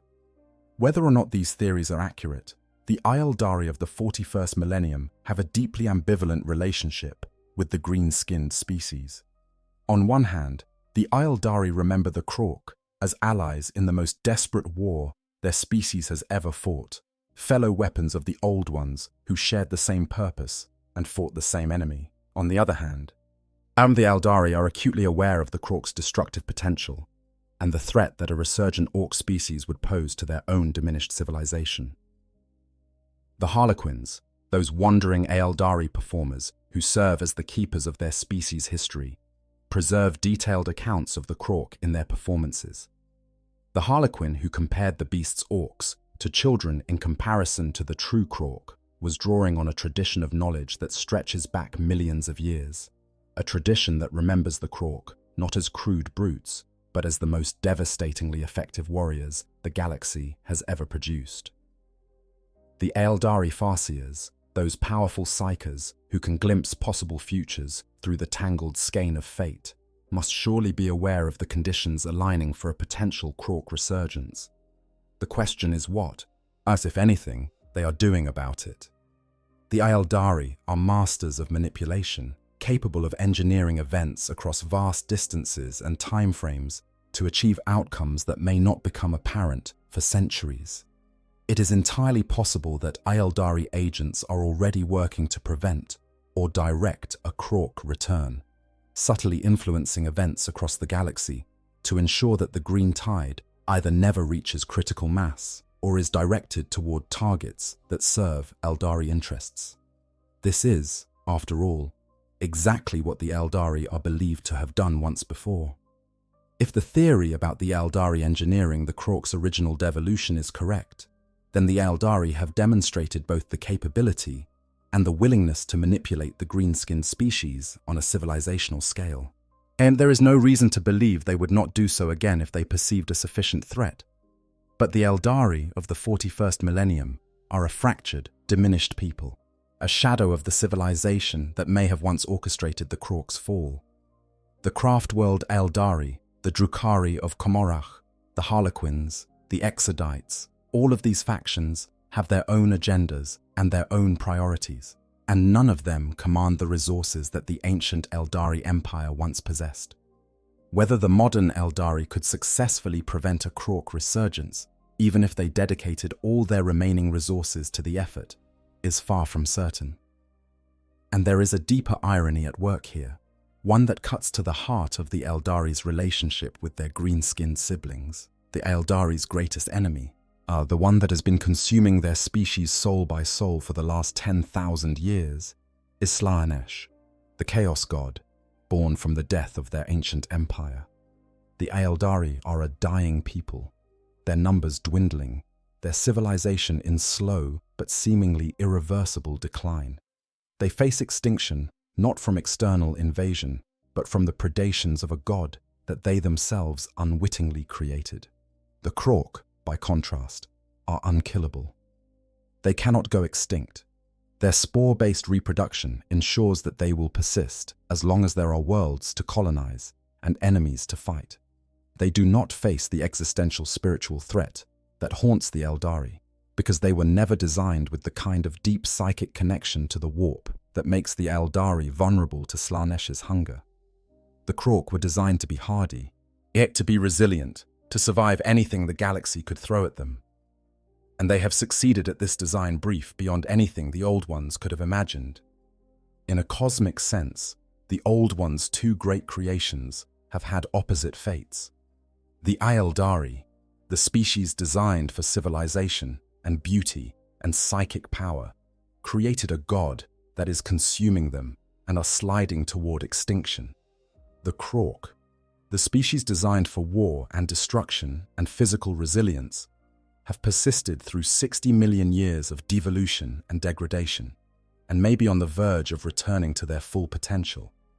The children of nuance and sophistication are dying. The children of simple, brutal effectiveness are thriving. If there is a lesson in this, or it is one that the galaxy would do well to learn, never underestimate the power of a simple design executed to perfection. The Old Ones built the Eldari to be everything. They built the Krork to be one thing, and the Krork have outlasted them all. Let us turn, at last, to the broadest possible view of the Krork legacy and what it means for the galaxy's future. Because the Krork are not just a historical curiosity or a potential future threat. They are a fundamental feature of the galaxy's design, a built-in mechanism that was installed by the galaxy's first great engineers 60 million years ago and has been running, in degraded mode, ever since. Think of the Krork as a thermostat, if you will. A thermostat monitors the temperature of its environment and activates heating or cooling systems to maintain a desired level. The Krork were designed to monitor the galaxy's conflict level and activate in proportion to the threats they detected.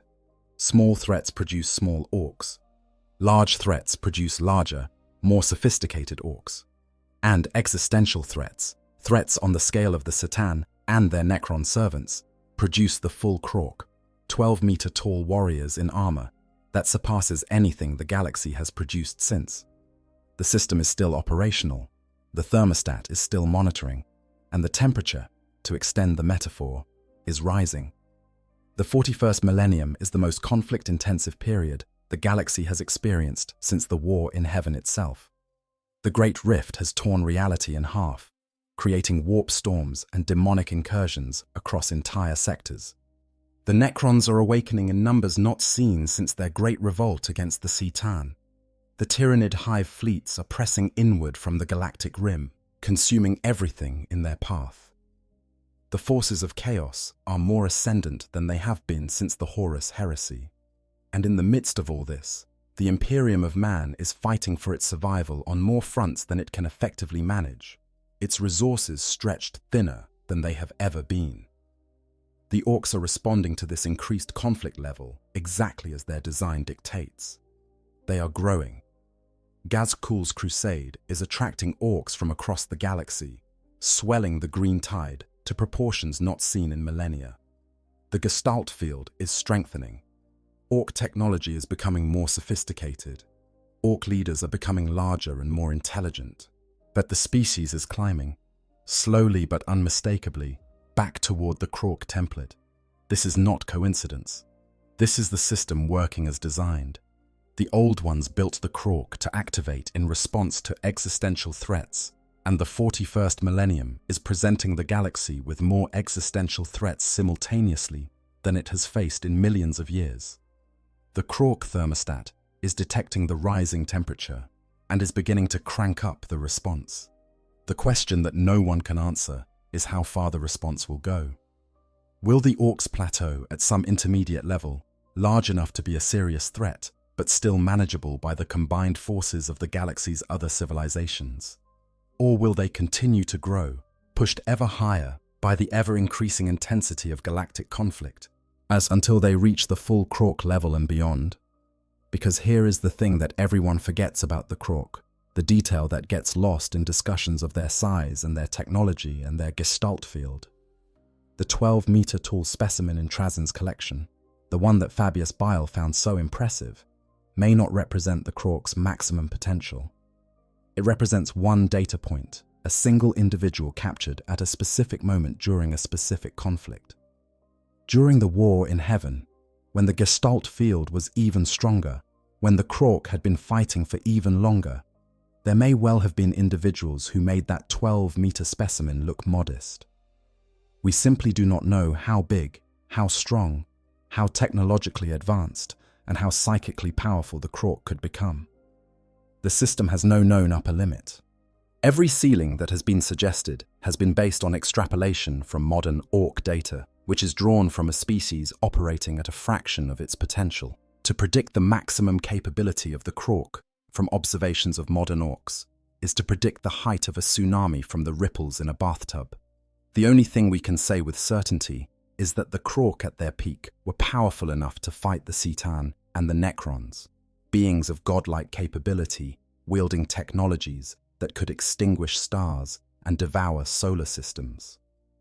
To match that level of opposition, the Krork must have been operating at a level of power that the 41st Millennium cannot easily comprehend. And the system that produced them is still running. It has been running for 60 million years, through the fall of the Old Ones, or through the great sleep of the Necrons, through the rise and fall of the Aeldari Empire, through the birth of Slaanesh and the Age of Strife, and the Great Crusade, and the Horus Heresy, and the long, grinding decline of the Imperium of man. Through all of it, the Krork system has been ticking along in the background, degraded but functional, waiting for the conditions that would trigger a full activation. Those conditions may be arriving now. The galaxy is darkening, the threats are multiplying, the conflicts are intensifying, and somewhere in the depths of every Orc genome, in the fungal networks, and the genetic memories, and the psychic potential that has been sleeping for longer than most species have existed, something is beginning to stir. The Krork are waking up. Not yet. Not all at once. But the process has begun. And it may already be too far along to stop. Ghazkul's crusade grows. The Octarius War escalates. The Necrons emerge from their tombs, unknowingly providing the exact stimulus that the Krork system was designed to respond to.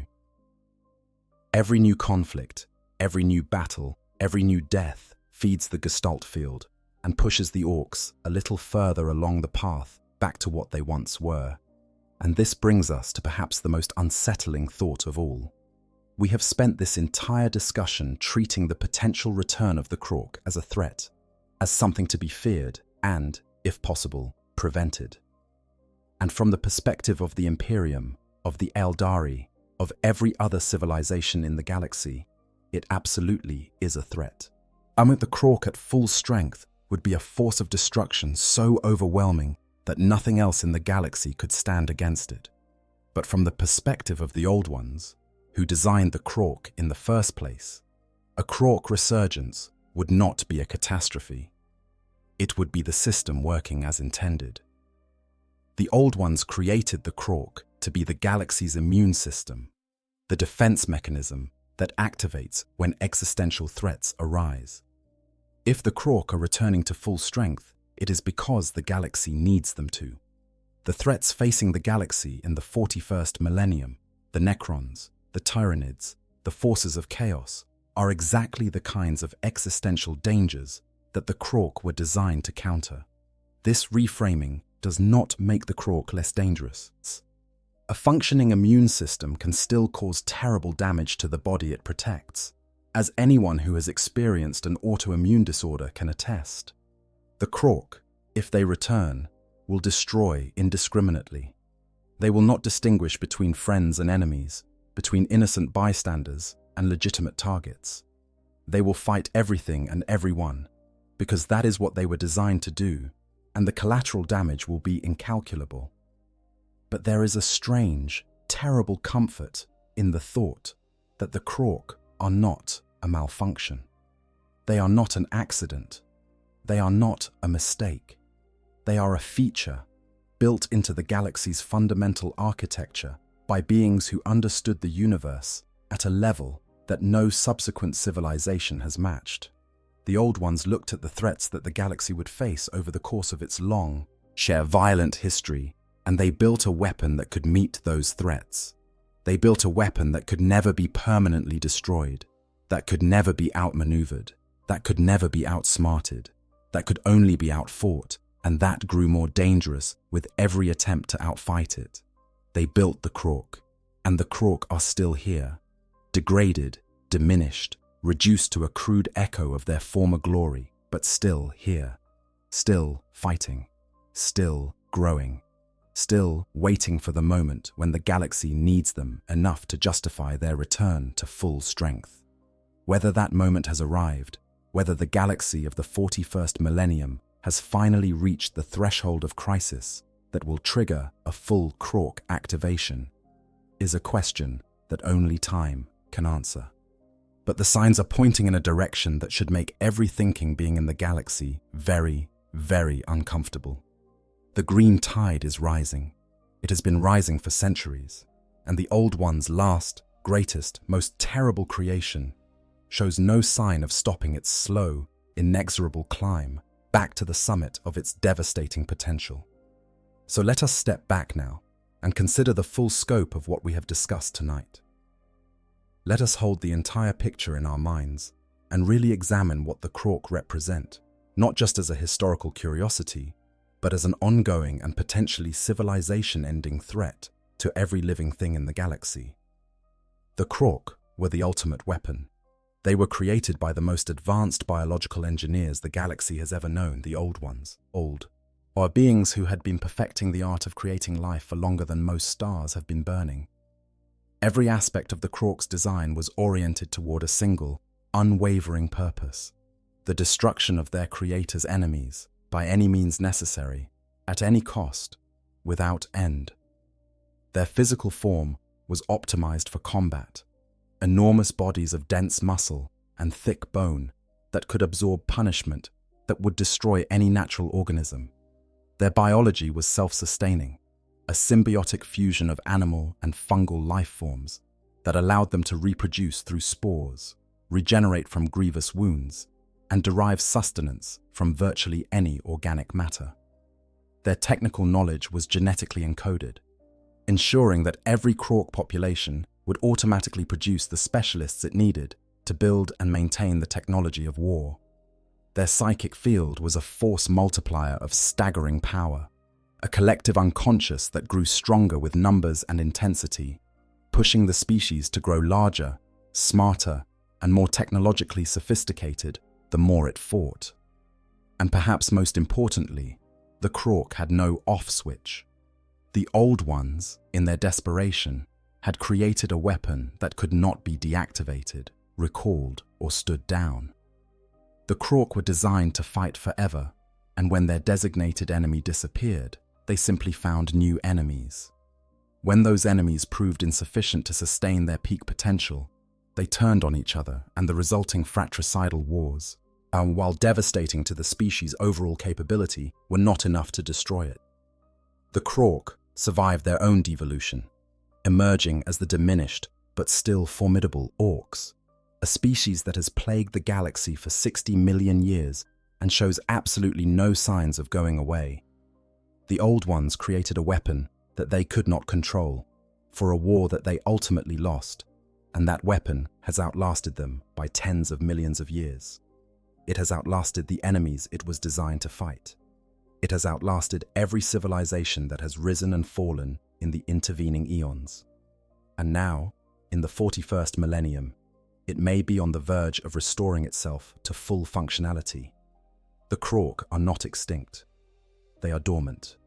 They are sleeping inside every orc in the galaxy, encoded in every cell, written into every strand of genetic memory, waiting for the right conditions to emerge. The infrastructure is still there. The gestalt field is still there. The genetic memory is still there. All it needs is the right catalyst, the right combination of numbers and conflict and leadership. And the Krork could awaken within the orcs like a fire that has been smouldering beneath the ashes for 60 million years, suddenly roaring back to full, devastating life. This is the true horror of the Krork. Not that they once existed and were terrible. Not that a single specimen sits in a Necron museum waiting to be released. The true horror is that they are not gone. They are still here. They have been here all along, hidden within the crude, brawling, seemingly simple orcs that the Imperium has been fighting for 10,000 years. Every orc that has ever charged across a battlefield screaming its crude battle cry, every mech boy that has ever bolted a gun onto a piece of salvaged scrap, every weird boy that has ever channeled the gestalt field into a blast of psychic energy, all of them carry the Krork within them. All of them are, in a very real sense, Krork who have simply not been given the opportunity to reach their full potential. The galaxy stands at a crossroads. The Great Rift has torn reality in two, creating conflicts of unprecedented scale across every sector of Imperial space. The Necrons are awakening, emerging from their 60 million year slumber with technologies that could reshape the galaxy. The Tyranid hive fleets are closing in, their endless hunger driving them toward the galaxy's richest concentrations of biomass. And the forces of chaos are ascendant, their demonic legions pouring through the tears in reality that the Great Rift has created. And in the midst of all this chaos, all this conflict, all this unprecedented galactic warfare, the orcs are thriving. They are drawn to conflict the way moths are drawn to flame, and the 41st millennium is providing them with more conflict than they have had in thousands of years. Gazkul's Great Crusade is gathering momentum, drawing orcs from across the galaxy to his banner, swelling the gestalt field to levels not seen since the War of the Beast. The conditions for a Krork resurgence have not been this favorable in millions of years. Whether it happens or not, whether Gazkul achieves his vision of a unified orc race surging back toward its ancestral potential, or whether he is stopped before that terrible transformation can occur, the possibility remains. The Krork are not a memory. They are a promise written into the genetic code of every green-skinned being in the galaxy, waiting for the day when the conditions are right for that promise to be fulfilled.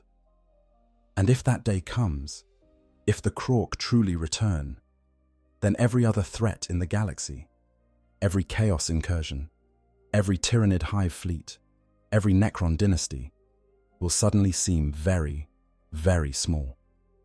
Because the Krork were built for one purpose, and one purpose only.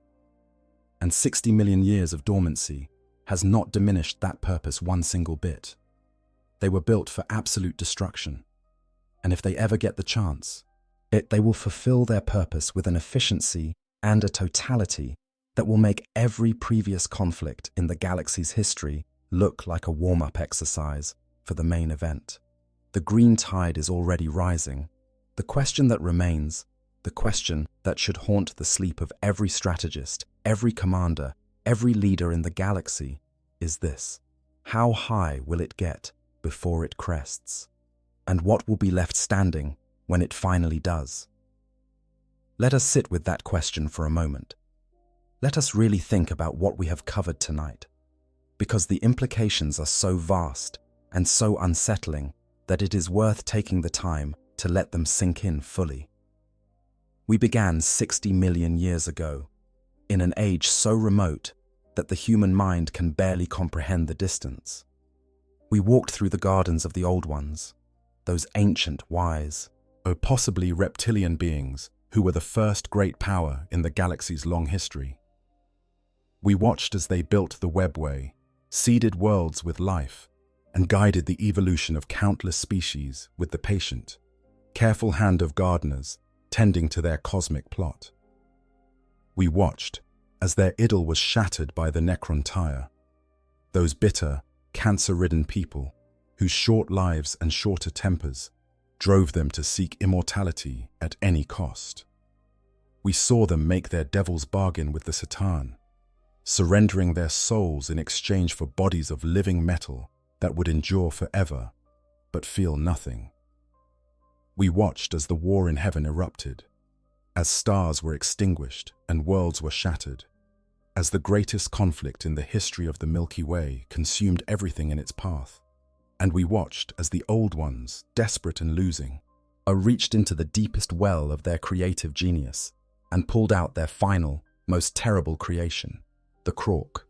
12 meters of engineered destruction, clad in armor that surpassed anything the galaxy would produce for the next 60 million years, sustained by a Gestalt psychic field that could warp reality itself, reproducing through spores that ensured the species could never, ever be permanently destroyed.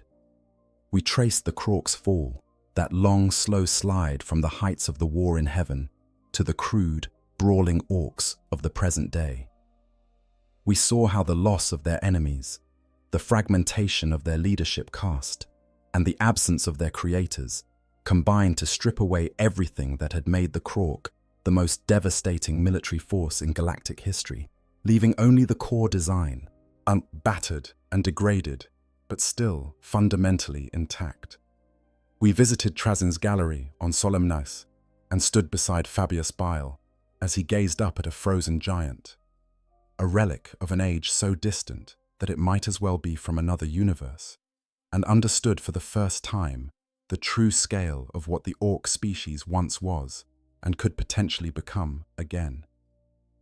We walked the burning streets of worlds attacked during the War of the Beast, where orcs that were merely approaching the lower end of Krork capability very nearly destroyed the Imperium of man.